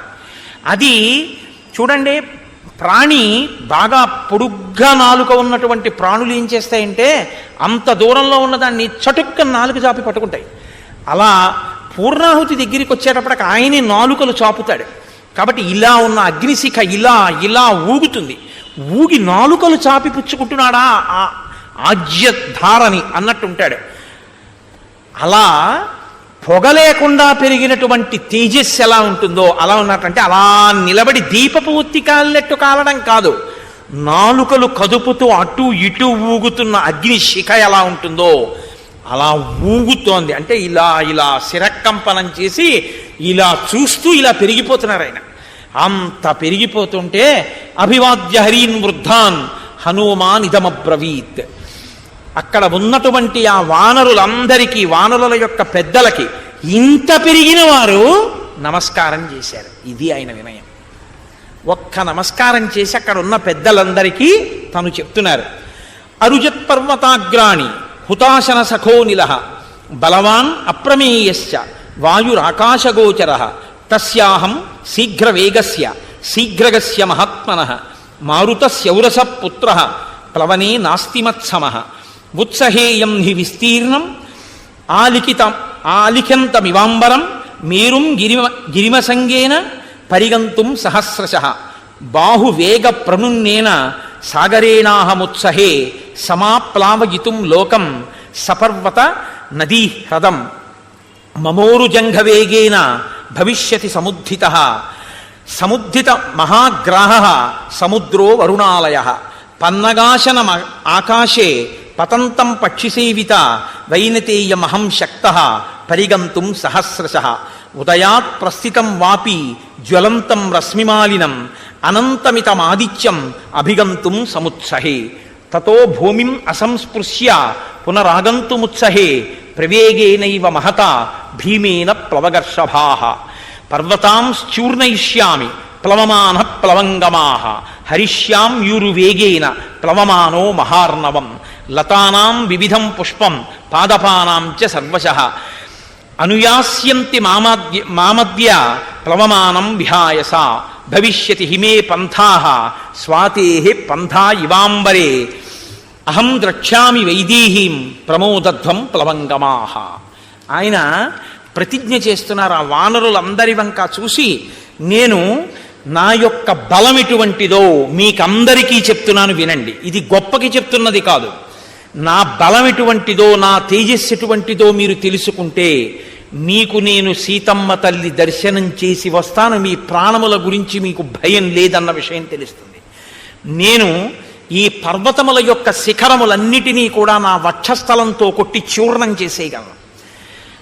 అపారమైనటువంటి తేజస్సుతో ఆకాశాన్ని చుంబిస్తోందా అన్నట్టుగా పెరిగినటువంటి మేరు పర్వతానికి ఆగకుండా అపార వేగంతో కొన్ని వేల మార్లు ప్రదక్షిణం చెయ్యగలను. ఆకాశంలో అపారమైన వేగంతో వచ్చినటువంటి వైనుతేయుడైన గరుత్మంతుడు సముద్రంలో ఉన్న పాములను అపహరించి తీసుకుని వెళ్ళిపోతుండగా ఆ గరుత్మంతుడికి కొన్ని వేల పర్యాయములు ప్రదక్షిణం చెయ్యగలను. నేను ఈ సముద్రం నుంచి ఎగిరి వెళ్ళిపోతున్నప్పుడు నా తొడల వేగం చేత ఈ సముద్రంలో ఉన్న జలరాశి చాప చుట్టినట్టు పైకి లేచిపోతే సముద్రం లోపల ఉండేటటువంటి జలచరములన్నీ మీ కంటికి కనపడతాయి. అంత వేగంతో ఈ సముద్రాన్ని చాప చుట్టగలను. ఈ భూమండలం మీద నదులన్నిటినీ సముద్రంలో కలిపి సముద్ర జలాల్ని నదీ జలాల్ని కలిపి తీసుకొచ్చి భూమి మీద పోసి ఈ భూమిని సముద్రంలో కలిపేయగలను. ఎన్ని పర్వతాలున్నాయో అన్ని పర్వతాల మీదకెక్కి నేను ఆనంద తాండవం చేసి వాటిని పిండి ముద్దలుగా చేసి భూమితో సమానంగా చూర్ణం చేసేయగలను. నేను ఈ సముద్రం మీద ఎగురుతున్నప్పుడు సముద్రాన్నంతటినీ కూడా అల్లకల్లోలం చేయగలను. సూర్యోదయం అవుతుండగా సూర్యుడితో పాటుగా బయలుదేరి సూర్యుడి కన్నా వేగంగా పశ్చిమాద్రికి చేరుకుని కిందకి దిగి భూమి మీద కాలు పెట్టకుండా మళ్ళీ వెనక్కి వేగంగా వచ్చి సూర్యుడు ఆకాశ మధ్యంలోకి వచ్చేటప్పటికి సూర్యుడిని కలిసి మళ్ళీ సూర్యుడు పశ్చిమాద్రికి వెళ్లే లోపల తిరిగి తూర్పు దిక్కున కిందకి దిగగలను. అంతటి వేగం ఉన్నవాణ్ణి. వాయుదేవుడు ఎంత వేగమున్నవాడో గరుత్మంతుడు ఎంత వేగమున్నవాడో వారితో సమానమైనటువంటి వేగము లాఘవము గమనశక్తి దూకగలిగినటువంటి శక్తి కలిగినటువంటి వాణ్ణి. నేను ఇక్కడ నుంచి బయలుదేరి సముద్రం మీదుగా ఎగిరి వెళ్ళిపోతుంటే కొన్ని వేల సంవత్సరముల నుంచి ఈ పర్వతాల మీద పెరిగినటువంటి కూకటి వేళ్లతో ఉన్నటువంటి చెట్లని పెకల్చి నా తొడల వేగానికి నాతో పాటు సముద్రం మీదుగా తీసుకుని పోయి విడిచిపెట్టగలను. నాతో పాటు తీగలు లతలు పువ్వులు చెట్లు ఎగిరి వచ్చేస్తాయి. ఏకకాలమునందు కొన్ని వేల మందిని మర్దించగలను. నేను అదృశ్యమై పైన ఆకాశంలో వెళ్ళిపోతుంటే కింద నిలబడి సమస్త ప్రాణులు నా యొక్క గమన శక్తిని చూడగలవు. నేను ఇది గొప్పకి చెప్పడం కాదు, నేను వెడుతుండగా సమస్త భూతములు చూస్తాయి నా యొక్క గమనాన్ని. నా గమన శక్తి అలా ఉంటుంది. ఇంతమంది చూస్తుండగా ఎగురుతాను. నేను ప్రయాణం చేస్తుంటే ఆకాశాన్ని నేను తాగేస్తున్నానా అన్నట్టు ఉంటుంది. అలా బయలుదేరి పెడతాను. ఆకాశంలో మెరుపు వస్తే ఎలా ఉంటుందో ఆ మెరుపు తీగ కన్నా వేగంగా మబ్బుల్లోంచి ప్రయాణం చేస్తాను. ముల్లోకములను ఆక్రమించడానికి విజృంభించినటువంటి శ్రీ మహావిష్ణువు త్రివిక్రమావతారం పొందితే ఎలా ఉంటుందో అటువంటి రూపంతో నేను ఎగరగలను. నా యొక్క తొడల వేగంతో సముద్రంలో ఉన్నటువంటి నీటినన్నింటినీ భూమి మీదకి తేగలను. నదుల మీద ఎగిరి నదుల మీద ఉన్నటువంటి నీటిని భూమి మీదకి తెచ్చి ఏకకాలంలో సముద్రాల్ని నదుల్ని ఎండింపచేస్తాను. అంతటి పరాక్రమం, అంతటి బుద్ధి, అంతటి తేజస్సు, అంతటి లాఘవం నా యందు ఉన్నాయి. నేను వెళ్ళి సీతమ్మ తల్లి దర్శనం తప్పకుండా చేస్తాను.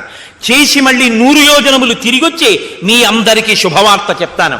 మీ అందరూ ఆనందించండి. మీ ప్రాణాలకి భయం లేదు. సీతమ్మ తల్లి దర్శనాన్ని నేను పొందడం సర్వఖాయం. కాబట్టి మీరు సంతోషంగా ఉండండి అన్నారు. ఒక్కసారి ఆ పెరిగిపోతున్న హనుమ వంక చూశారు. ఇక్కడ నుంచి నేను బయలుదేరితే నేను పైకి ఎగరడానికి భూమిని నా పాదములతో దట్టించి పైకి లేస్తే నా పాదముల యొక్క తాకిడికి ఈ భూమి తట్టుకోలేక పాతాళంలోకి కుంగిపోతుంది. అందుకని భూమిని కుంగించలేక ఇక్కడ ఉన్న మహేంద్రగిరి పర్వత శిఖరముల మీద నిలబడి బయలుదేరుతాను అని స్వామి మహేంద్రగిరి పర్వత శిఖరముల మీద నిలబడ్డారు. ఆ నిలబడినప్పుడు కింద నిలబడి ఇంతమంది వానరులు చేతులు జోడించి నమస్కరిస్తున్నారు. ఏమి తేజోమూర్తి, ఏమి పరాక్రమశాలి, ఇంతకాలం మనతో ఏమి చేతకాని వాళ్లే ఉన్నాడు అని ఆ వానరులందరూ అంటున్నారు. వీరా కేసరిణ పుత్ర హనుమన్ మారుతాత్మజ జ్ఞాతీనాం విపుల శోక తయా తాత వినాశిత తవ కళ్యాణ రుచయ కపిముఖ్యా సమాగతా మంగళం కార్యసిద్ధ్యర్థం కరిష్యంతి సమాహితా. రామాలయంలో నీరాజనం ఇమ్మనండి. ఋషీణాంచ ప్రసాదేన కపివృద్ధమతేన చ గురూణాంచ ప్రసాదేన ప్లవస్యత్వం మహార్ణవం. హనుమకి కూడా కాస్త విశేషంగా ఇమ్మనండి, కర్పూరం ఎక్కువ వేసి ఇమ్మనండి.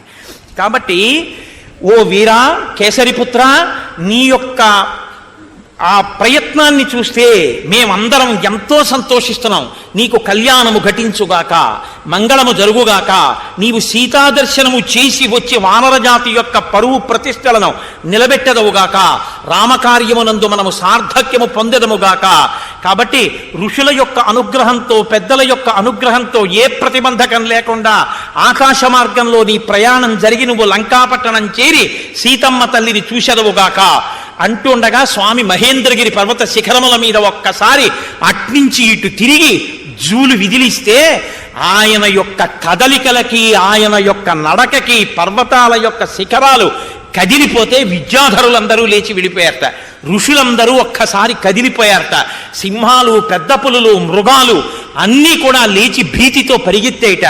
కలుగులలో ఉన్నటువంటి పాములు ఆయన పాద తాకిడికి కలుగులు మూసుకుపోతే అకస్మాత్తుగా కలుగులు మూసుకుపోతున్నాయని ఆ పాములు గభాలన బయటికి వచ్చేటప్పటికి సగంలో నొక్కేస్తే పర్వతం మీద పతాకాలు నిలబడ్డాయా అన్నట్టుగా విషాన్ని కక్కుతూ ఇలా నిలువుగా నిలబడ్డాయట పాములు.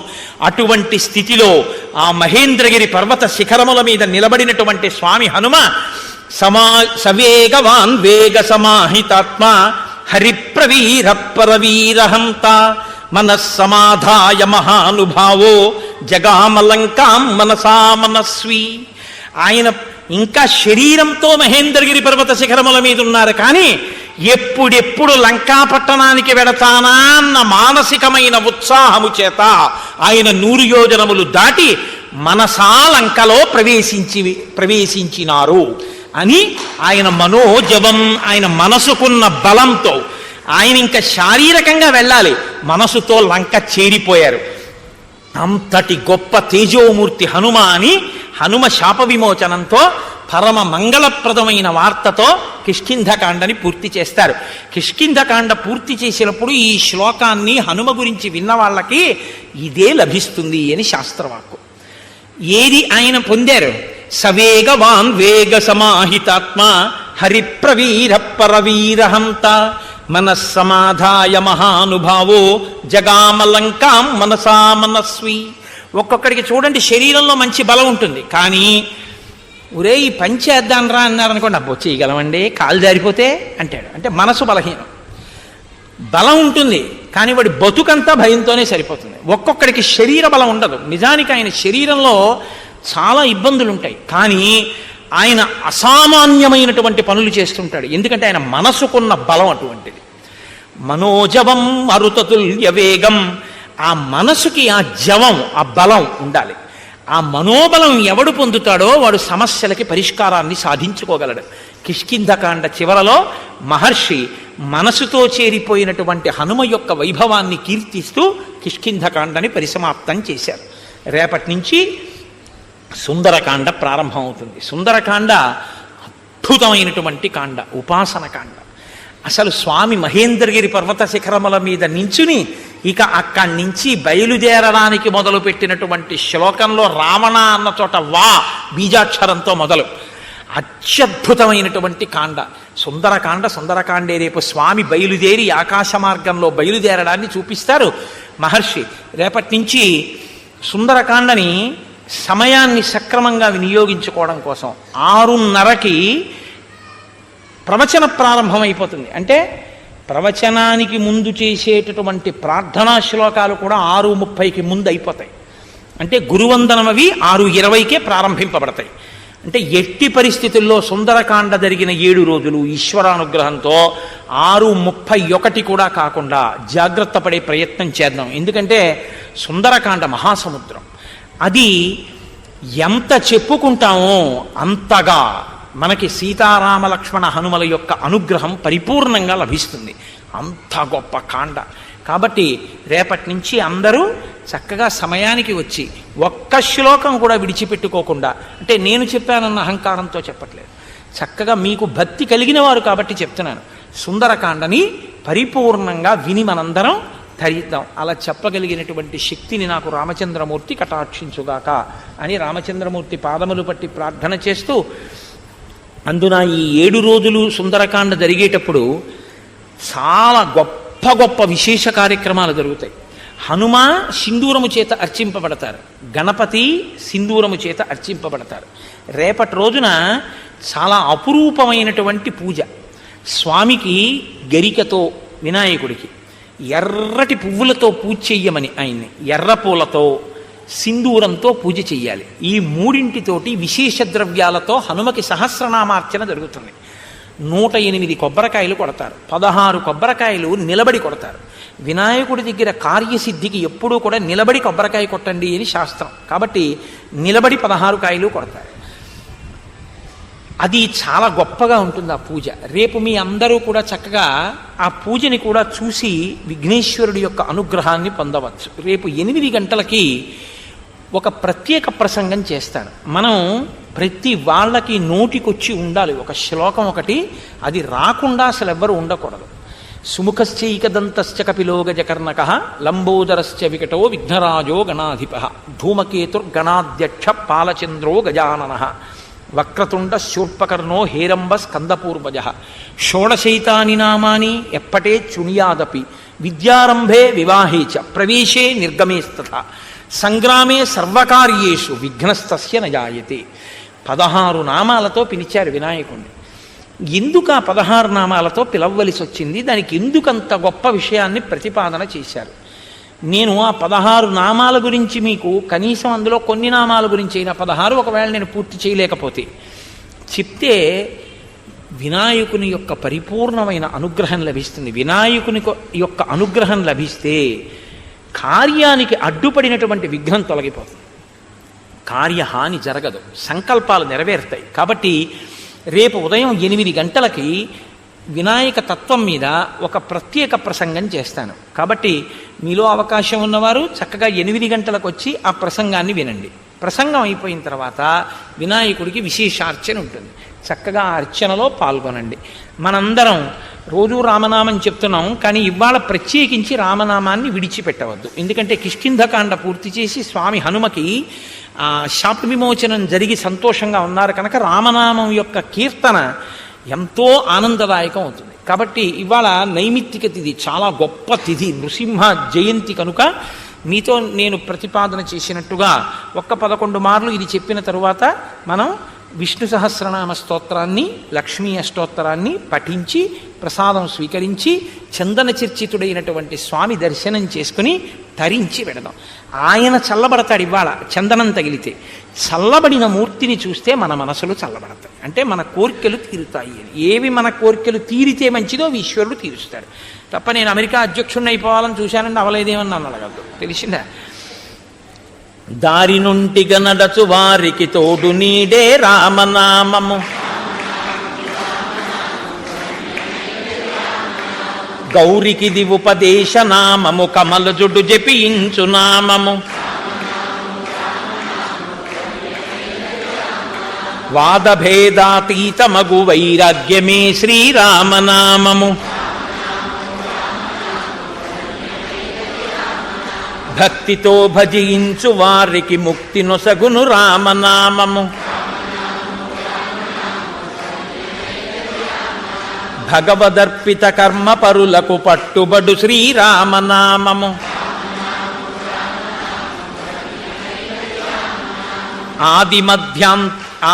ఆదిమధ్యాంతాదిరహిత యనాది సిద్ధము రామనామము,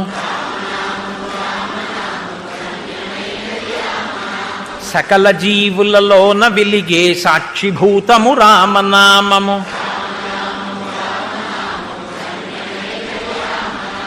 జన్మ మృత్యు జరాది వ్యాధుల చక్కబరుచును రామనామము, ద్వేష రాగ లోభ మోహములను త్రించునది శ్రీరామనామము,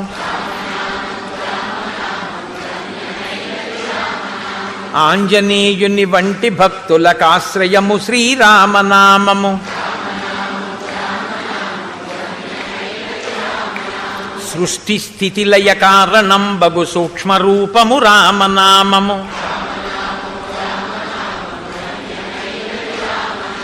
శిష్టజనముల దివ్య దృష్టికి స్పష్టమగు శ్రీరామనామము,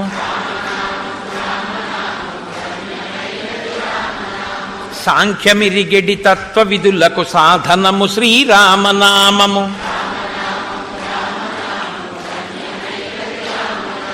యుద్ధమందు మహోగ్ర రాక్షస యాగధంసము రామనామము. రాకడయు పోకడయు లేనిది రమ్యమైనది రామనామము.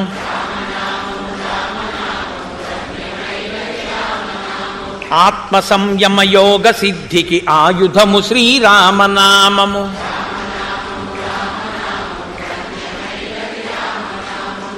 మీ అందరి దగ్గర విష్ణు సహస్రనామ స్తోత్రం పుస్తకాలు ఉన్నాయి. కానీ ఒకటి గమనించండి, విష్ణు సహస్రనామ స్తోత్రాన్ని ఇన్ని మార్లు పారాయణ చేస్తాను అని సంకల్పం చేస్తే పూర్వోత్తర పీఠికలు చదవాలి తప్పకుండా. అలా కాకపోతే క్షీరోధన్వత్ ప్రదేశే దగ్గర మొదలుపెట్టి వనమాలి గదీశాంగి వరకు చదివితే సరిపోతుంది. కాబట్టి ప్రార్థనా శ్లోకాలంటే మేఘశ్యామం పీత కౌశేయవాసం శాంతాకారం భుజగశయనం అవి కూడా చదువుతాం.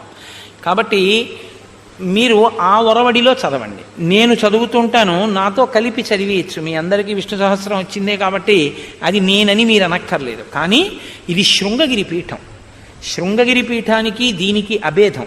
ఎందుకంటే అది తండ్రి, ఇది కొడుకు, అది బింబం, ఇది ప్రతిబింబం. కాబట్టి ఇక్కడ ప్రారంభం చేసి చదివేటప్పుడు శంకర భగవత్పాదాచార్య స్వామి వారు స్థాపించినటువంటి పీఠాల యొక్క శాఖలు కనుక ఇక్కడ మనం ఎప్పుడూ కూడా అద్వైత ప్రసిద్ధమైనటువంటి ఆచార్యులకి ముందు నమస్కారం చేస్తే తప్ప ఏదీ చేయకూడదు. గురువందనం చెయ్యాలి. కాబట్టి నేను మీతో మనవి చేశాను, సదాశివ సమారంభాం శంకరాచార్య మధ్యమాం అస్మదాచార్య పర్యంతాం వందే గురు పరంపరాం. ముందు 2 శ్లోకాలు నేను చెప్తాను, మీరు అనండి. అన్న తర్వాత మనం విష్ణు సహస్రాన్ని ప్రారంభం చేద్దాం. కాబట్టి ఇప్పుడు అనండి. శుక్లాంబరధరం విష్ణుం శశివర్ణం చతుర్భుజం ప్రసన్నవదనం ధ్యాయేత్ సర్వవిఘ్నోపశాంతయేత్. సదాశివసమారంభాం శంకరాచార్యమధ్యమాం అస్మదాచార్యపర్యంతాం వందే గురుపరంపరాం. వేరొక మాట అనండి, అది 2 మాటలు అనాలి, ఒక సూర్యోదయం నుంచి ఇంకో సూర్యోదయం లోపల అని. కాబట్టి సదాశివ సమారంభాం శంకరాచార్యమధ్యమాం అస్మదాచార్యపర్యంతాం వందే గురుపరంపరాం. దీంతో పాటు నాకు ఒక్క కోరిక ఉంది. మీరు నా కోరిక తీర్చగలిగితే నేను ఎంతో సంతోషిస్తాను. మీరు నాకు చేయగలిగినటువంటి ఉపకారం అంటే అదొక్కటే. మీరు దయచేసి అర్థం చేసుకోండి, నేను త్రికరణ శుద్ధిగా చెప్తున్నాను. నాకు మీరు ఏ బహుమానాలు ఇవ్వక్కర్లేదు. నేను ఏదో అది నోటి మాటగా చెప్తున్నవాడిని కాదు. నాకు నిజంగా రామకార్యం కన్నా, నాకు నిజంగా రామ కథ కన్నా నా జీవితంలో గొప్పది ఇంకోటి లేదు. అది చెప్పుకోవడం నా జీవితానికి చాలు. నాకు మీరు ఏదైనా ఉపకారం చెయ్యాలి అని అనుకుంటే నేను ఒకటి అడుగుతాను, మీరు అది చెయ్యండి. తోటకాచార్య కృతమైనటువంటి శంకరాచార్య స్వామి వారికి సంబంధించిన అష్టకం ఉంది. శంకరాచార్యుల వారి దేవాలయపు గోడ మీద ఉంటుంది. విదిత కిల్ల శాస్త్ర సుధా జల్లదే మహితోపనిషత్కదితార్థనిధే అంటూ ఎంత గొప్పగానో ఉంటుంది. అది పంచిపెట్టారా? ఇచ్చారా దాన్ని?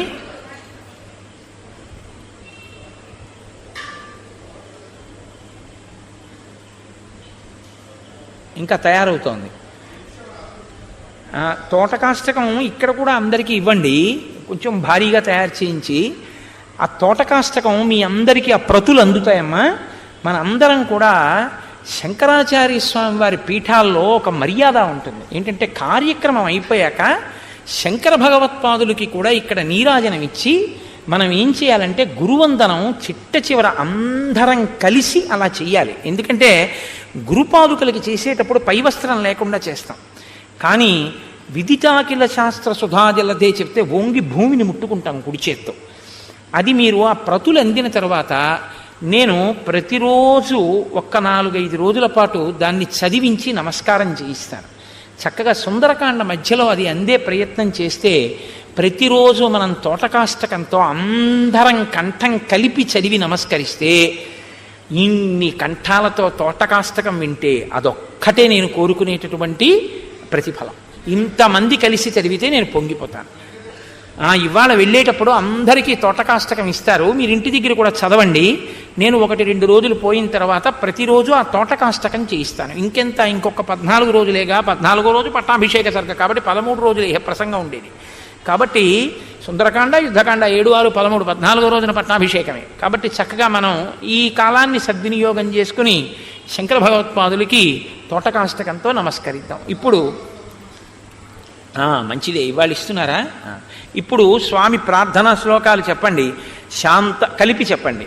అమ్మ తొందరపడిపోయి ఒకళ్ళు ముందుకి ఒకళ్ళు వెనక్కి అలా వద్దు. అన్ని కంఠాలు ఒక్క కంఠంలాగే వినపడాలి బయట వినేవాళ్ళకి. అనుష్టుప్ ఛందస్సు ఎలా చదవాలో అలాగే చదవండి అంతే. శాంతాకారం భుజగశయనం పద్మనాభం సురేశం, కంఠం కలిపి చెప్పేసేయండి. శాంతాకారం భుజగశయనం పద్మనాభం సురేశం విశ్వాధారం గగన సదృశం మేఘవర్ణం శుభాంగం లక్ష్మీకాంతం కమలనయనం యోగి హృద్యానగమ్యం వందే విష్ణుం భవభయహరం సర్వలోకైకనాథం సశంఖచక్రం సకిరీటకుండలం సపీతవస్త్రం సరసీరుహేక్షణం సహారవక్షస్థలశోభికౌస్తుభం నమామి విష్ణుం శిరసా చతుర్భుజం మేఘశ్యామం పీతకౌసేయవాసం శ్రీవత్సాంకం కౌస్తుభోద్భాసితాంగం పుణ్యోపేతం పుండరీకాయతాక్షం విష్ణుం వందే సర్వలోకైకనాథం క్షీరోధన్వత్ప్రదేశే శుచిమణి విలసత్సైకతే మౌక్తికానాం మాలాక్లుప్తాసనస్తస్ఫటికమణినిభైర్మౌక్తికైర్మండితాంగః శుభ్రైరభ్రైరదభ్రైరుపరి విరచితైర్ముక్తపీయూషవర్షైః ఆనందీనః పునీయాత్తరినళినగదా శంఖపాణిర్ముకుందః భూః పాదౌ యస్య నాభిః వియదసురనిలచ్చంద్రసూర్యౌ చ నేత్రే కర్ణావాసాశిరోద్యౌః ముఖమపి దహనో యస్య వాస్తేయమబ్ధిః అంతస్తం యస్య విశ్వం సురనరఖగో భోగి గంధర్వదైత్యైః చిత్రం రమ్యతేతం త్రిభువన వపుషం విష్ణుమీశం నమామి. హరి ఓం. విశ్వం విష్ణుర్వషట్కారో భూతభవ్యభవత్ప్రభుః భూతకృద్భూతబుద్భావో భూతాత్మా భూతభావనః భూతాత్మా పరమాత్మా చ ముక్తానాం పరమాగతిః అవ్యయః పురుషः సాక్షి క్షేత్రజ్ఞోక్షర ఏవ చ యోగో యోగవిదాం నేత ప్రధాన పురుషేశ్వరః నారసింహవపుః శ్రీమాన్ కేశవః పురుషోత్తమః సర్వశివస్థాణుః భూతాధిర్నిధిరవ్యయః సంభవో భావనో భర్త ప్రభవ ప్రభురీశ్వరః స్వయంభూస్యంభురాదిత్యః పుష్కరాక్షో మహాస్వనః అనాథినిధనో ధాతా విధాతా ధాతురుత్తమః అప్రమేయో హృషీకేశ పద్మనాభో మరప్రభుః విశ్వకర్మా మనుస్త్వస్తాస్తవిస్తస్తవిరో ధ్రువః అగ్రాహ్య శాశ్వత కృష్ణో లోహితాక్ష ప్రతద్ధనః ప్రభూతస్త్రికకుద్ధామా పవిత్రం మంగళం పరం ఈశాన ప్రాణద ప్రాణో జ్యేష్ఠశ్రేష్ఠ ప్రజాపతిః హిరణ్యగర్భో భూగర్భో మాధవో మధుసూదనః ఈశ్వరో విక్రమీ ధన్వీ మేధావీ విక్రమక్రమః అనుత్తమో దురాధర్ష కృతజ్ఞ కృతిరాత్మవాన్ సురేశ శరణం శర్మ విశ్వరేతాః ప్రజాభవః అహః సంవత్సరో వ్యాళః ప్రత్యయః సర్వదర్శనః అజః సర్వేశ్వరः సిద్ధः సిద్ధిः సర్వాదిరచ్యుతः వృషా కపిరమే ఆత్మా సర్వయోగ వినిశ్రుతః వసుర్వసుమనా సత్యః సమాత్మా సంహితః సమః అమోఘ పుండరీకాక్షో వృషకర్మా వృషాకృతిః రుద్రో బహుశిరా బభ్రుః విశ్వయోనిః శుచిశ్రవాః అమృతః శాశ్వతస్థాణుర్వరారోహో మహాతపాః సర్వగః సర్వవిద్వానుః విశ్వక్సేనో జనార్దనః వేదో వేదవిదవ్యంగో వేదాంగో వేదవిత్కవిః లోకాధ్యక్షः సురాధ్యక్షో ధర్మాధ్యక్ష కృతాకృతః చతురాత్మా చతుర్వ్యూహः చతుర్దంష్ట్రశ్చతుర్భుజः భ్రాజిష్ణుర్భోజనం భోక్తా సహిష్ణుర్జగదాదిజః అనఘో విజయో జేతా విశ్వయోని పునర్వసు భూపేంద్రో వామన ప్రాంశు అమోఘః శుచిరూర్జితః అతీంద్రః సంగ్రహः సర్గో ధృతాత్మా నియమో యమః వేద్యో వైద్యः సదా యోగీ వీరః మాధవో మధుః అతీంద్రియో మహామాయో మహోత్సాహో మహాబలః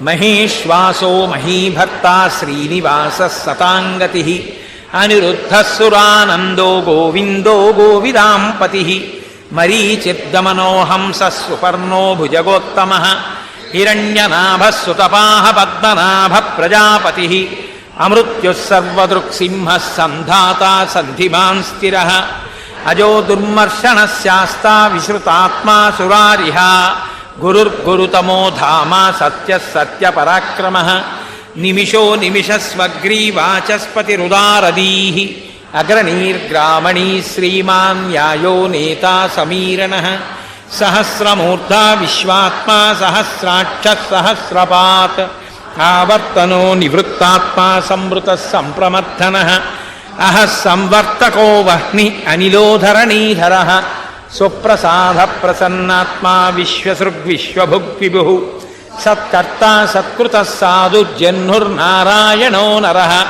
అసంఖ్యేయో ప్రమేయాత్మా విశిష్టः శిష్టకృత్యుచిః సిద్ధార్థः సిద్ధసంకల్పः సిద్ధిదः సిద్ధిసాధనः వృషాహీ వృషభో విష్ణుః వృషపర్వా వృషోదరः వర్ధనో వర్ధమానశ్చ వివిక్తశ్రుతిసాగరः సుభుజో దుర్ధరో వాంగ్మీ మహేంద్రో వసుదో వసుః నైకరూపో బృహద్రూపస్సిపి విష్టప్రకాశనః భోజస్తేజోద్యుతిధర ప్రకాశాత్మా ప్రతాపనః బుద్ధస్పష్టాక్షరో మంత్రచంద్రాంశుర్భాస్కరద్యుతిః అమృతాంశోద్భవో భానుశశబిందుః సురేశ్వరः ఔషధం జగతః సేతుః సత్యధర్మపరాక్రమः భూతభవ్యభవన్నాథ పవనః పావనో నలః కామః కామకృత్కాంతః కామః కామప్రదః ప్రభుః యుగాదికృత్యుగావర్తో నైకమాయో మహాశనః అదృశ్యో వ్యక్తరూపశ్చ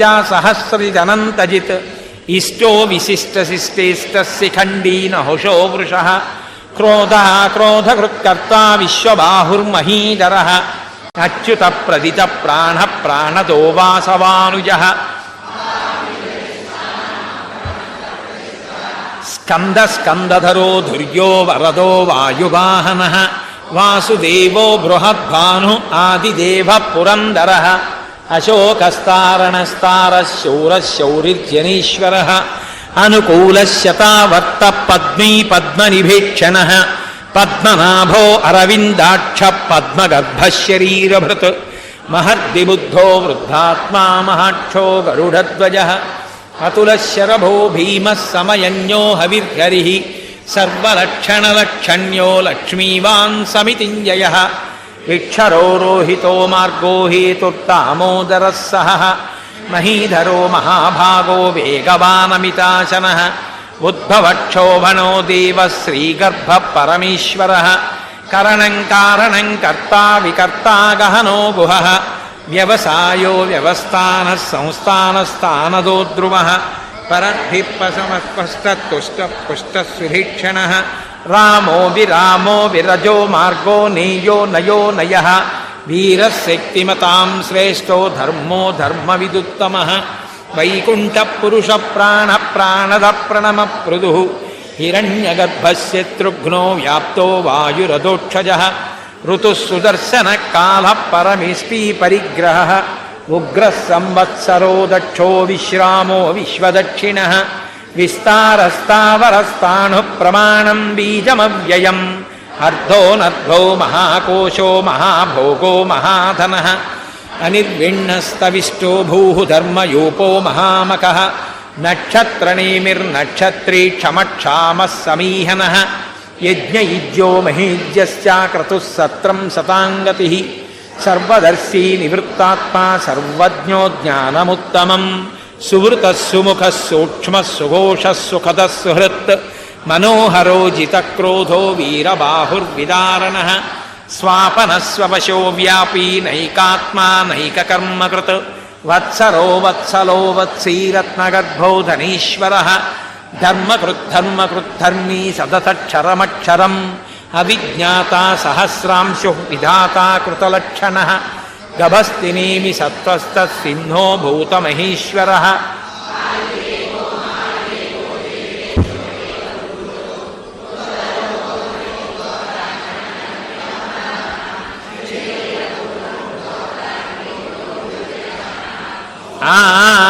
అక్కడే అందరి ఊపిరి ఒక్కసారే ఆగాలి. సోమ పోమృ తపస్సోమ పురుజిత్ పురుషత్తమః అన్నారనుకోండి, అని తీసే ఊపిరిలో ఇంకోళ్ళు చదవడం వినపడకూడదు. అందరి ఊపిరి వినపడుతూ సంధ్యారంభ విజృంభితం అంటారు శంకర భగవత్పాదులు.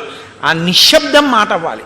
అందరి ఊపిరి ఒక్కసారి తీయాలి తప్ప కొంతమంది ఊపిరి తీస్తుంటే కొంతమంది చదివితే తరుగుతున్నట్టు ఉంటుంది. అలా ఉండకూడదు. అందరి ఊపిరి వినపడాలంటే అక్కడ అందరికీ నిశ్శబ్దం రావాలి. అలా చదవాలి ఏకకంఠంతో. అంటే అది గుర్తు.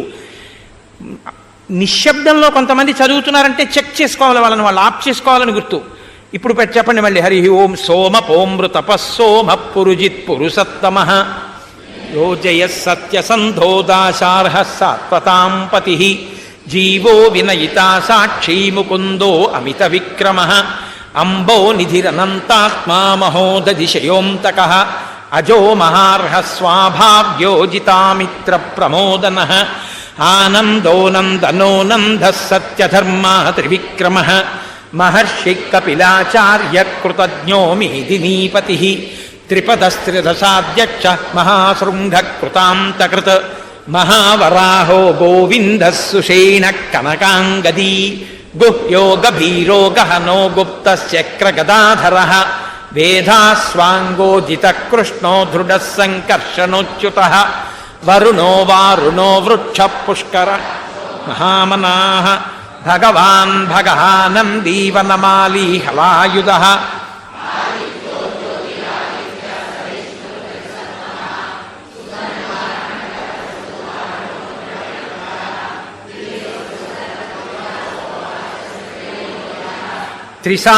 త్రిసామాసామగస్సామా నిర్వాణం భేషజంభిషక్ సన్యాసకృచ్ఛమశాంతో నిష్ఠాశాంతి పరాయణం శుభాంగశాంతిదస్రష్టా కుముద కువలేశయః గోహితో గోపతిర్గోప్తా జ్ఞానగమ్య పురాతనః శరీ మా సర్వ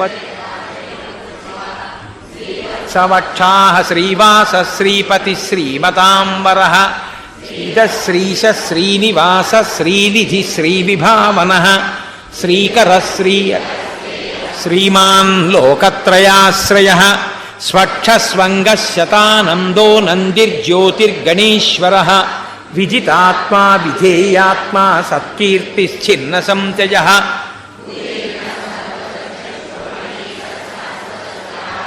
భూషయో భూషణో భూతిర్విశోకశోకనాశనః అర్చిష్మానర్చిత కుంభో విశుద్ధాత్మా విశోధనః అనిరుద్ధో ప్రతిరథ ప్రద్యుమ్నో అమిత విక్రమః అంబో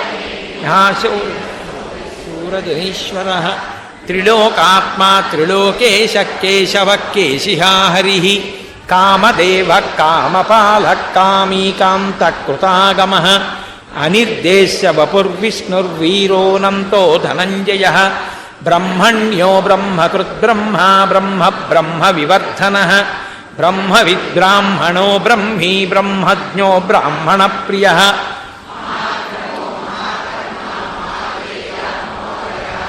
మహాక్రతుర్మహాయజ్వా మహాయజ్ఞో మహాహవిః స్తవ్యస్తవ ప్రియస్తోత్రం స్తుతిస్తోతారణ ప్రియః పూర్ణః పూరయితా పుణ్యః పుణ్యకీర్తిరనామయః మనోజవస్తీర్థకరో వసురేతా వసుప్రదః వసుప్రదో వాసుదేవో వసుర్వసుమనాహవిః సద్గతిః సత్కృతిః సత్తా సద్భూతిః సత్పరాయణః శూరసేనో యదుశ్రేష్టः సన్నివాసः సుయామునః భూతా వాసో వాసుదేవः సర్వాసు నిలయో నలః దర్పః దర్పదో దృప్తో దుర్ధరో ధాపరాజితః విశ్వమూర్తిర్మహామూర్తిర్దీప్తమూర్తిరమూర్తిమాన్ అనేకమూర్తిరవ్యక్తశతమూర్తిశతాననః ఏకోనైకः సవక్కః కిం యత్తత్పదమనుత్తమం.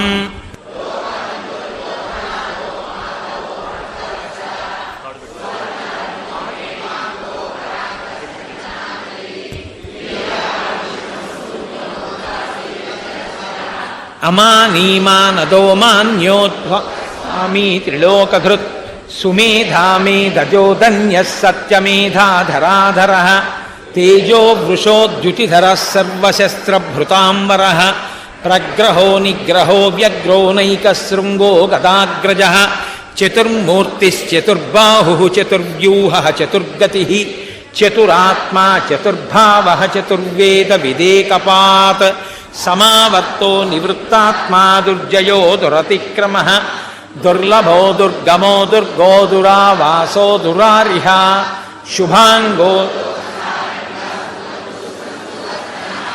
ఇంద్రకర్మా మహాకర్మా కృతకర్మా కృతాగమః ఉద్భవः సుందరः సుందో రత్ననాభः సులోచనः అర్కో వాజసనిశృంగీ జయంతः సర్వవిద్యయీ సువర్ణబిందురక్షోభ్యः సర్వవాగీశ్వరేశ్వరः మహాహ్రదో మహాగర్తో మహాభూతో మహానిధిః కుముదః కుందరః కుందః పర్జన్యః పావనోనిలः అమృతాశోమృతవపుః సర్వజ్ఞः సర్వతోముఖः సులభः సువృతः సిద్ధः శత్రుజిచ్ఛత్రుతాపనः న్యగ్రోధోదుంభరో శ్వద్ధశ్చాణూరాంధ్రనిషూదనः సహస్రాక్షిः సప్తజిహ్వः సప్తైధాः సప్తవాహనः అమూర్తిరనఘోచింత్యో భయక్రుద్ధయనాశనः అణుర్బృహత్కృశస్థూలో గుణభృం నిర్గుణో మహాన్ అధృతస్వధృతస్వాశ్చ ప్రాగ్వంశో వంశవర్ధనः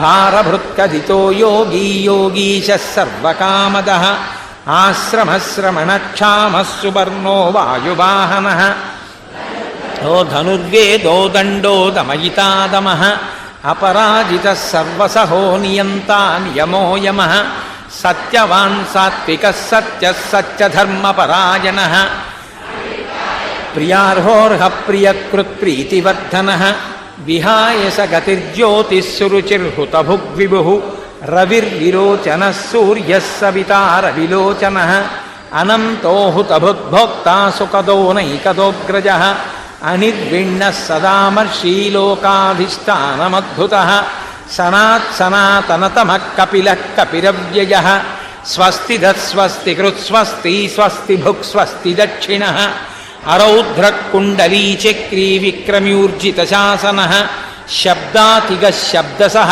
శిశిరः శర్వరీకరः అక్రూరపేశలో దక్షో దక్షిణక్షమిణాంబరः విద్వత్తమో వీతభయః పుణ్యశ్రవణకీర్తనः ఉత్తారణో దుష్కృతిః పుణ్యో దుస్వప్ననాశనः వీరः రక్షణः సంతో జీవనః పర్యవస్థితः అనంతరూపోऽనంతశ్రీः జితమన్యుర్భయాపహः చతురశ్రో గభీరాత్మా విదిశో వ్యాదిశో దిశः అనాదిర్భుర్భువో లక్ష్మీः సువీరో రుచిరాంగదः జననో జనజన్మాధిర్భీమో భీమపరక్రమः ఆధారనిలయో ధాతా పుష్పः స ప్రజాగరः ఊర్ధ్వగः సత్పదాచారः ప్రాణధः ప్రణవప్పణः ప్రమాణం ప్రాణనిలయ ప్రాణధృత్ ప్రాణజీవనः తత్వం తత్వవిదేకాత్మా జన్మమృత్యుజరాతుగः భూర్భువస్వస్తరుస్తారः సవితా ప్రపితామహः యజ్ఞో యజ్ఞప్రతిర్యజ్వా యజ్ఞాంగో యజ్ఞవాహనः యజ్ఞభృత్యజ్ఞకృత్యజ్ఞీ యజ్ఞభుక్యజ్ఞసాధనः యజ్ఞాంతకృత్యజ్ఞగుహ్యం అన్నమన్నాదయేవ చ ఆత్మయోని స్వయం జాతో వైఖానः సామగాయనः దేవకీనందనः స్రష్టాక్షితీశ పాపనాశనः శంఖభృన్నందకీ చక్రీ శార్ంగధన్వా గదాధరः రథాంగపాణిరక్షోభ్యः సర్వప్రహరణాయుధः శంఖభృన్నందకీ చక్రీ శార్ంగధన్వా గదాధరः రథాంగపాణిరక్షోభ్యः సర్వప్రహరణాయుధः శ్రీ సర్వప్రహరణాయుధ ఓం నమ ఇతి వనమాలీ గదీశాంగీ శంఖీ చక్రీ చ నందకీ శ్రీమాన్నారాయణో విష్ణుర్వాసుదేవోభిరక్షతు వనమాలీ గదీశాంగీ శంఖీ చక్రీ చ నందకీ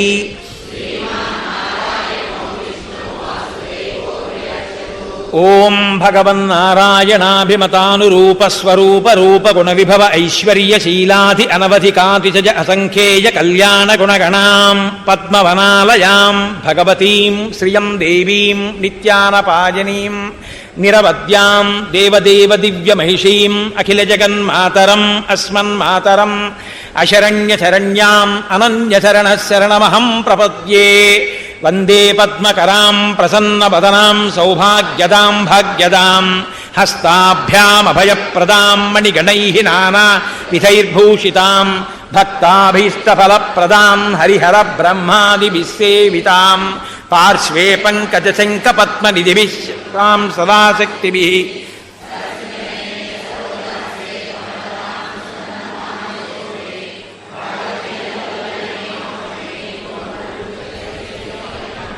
ప్రకృతిం వికృతిం విద్యాం సర్వభూతహితప్రదాం శ్రద్ధాం విభూతిం సురభిం నమామి పరమాత్మికాం వాచం పద్మాలయాం పద్మాం శుచిం స్వాహాం స్వధాం సుధాం ధన్యాం హిరణ్మయీం లక్ష్మీం నిత్యపుష్టాం విభావరీం అదితిం చ దితిం దీప్తాం వసుధాం వసుధారిణీం నమామి కమలాం కాంతాం క్షమాం క్షీరోద సంభవాం అనుగ్రహపరాం బుద్ధిమనఘాం హరివల్లభాం అశోకామృతాం దీప్తాం లోకశోక వినాశినీం నమామి ధర్మనిలయాం కరుణాం లోకమాతరం పద్మప్రియాం పద్మహస్తాం పద్మాక్షీం పద్మసుందరీం పద్మోద్భవాం పద్మముఖీం పద్మనాభప్రియాం రమాం పద్మమాలాధరాం దేవీం పద్మినీం పద్మగంధినీం పుణ్యగంధాం సుప్రసన్నాం ప్రసాదాభిముఖీం ప్రభాం నమామి చంద్రవదనాం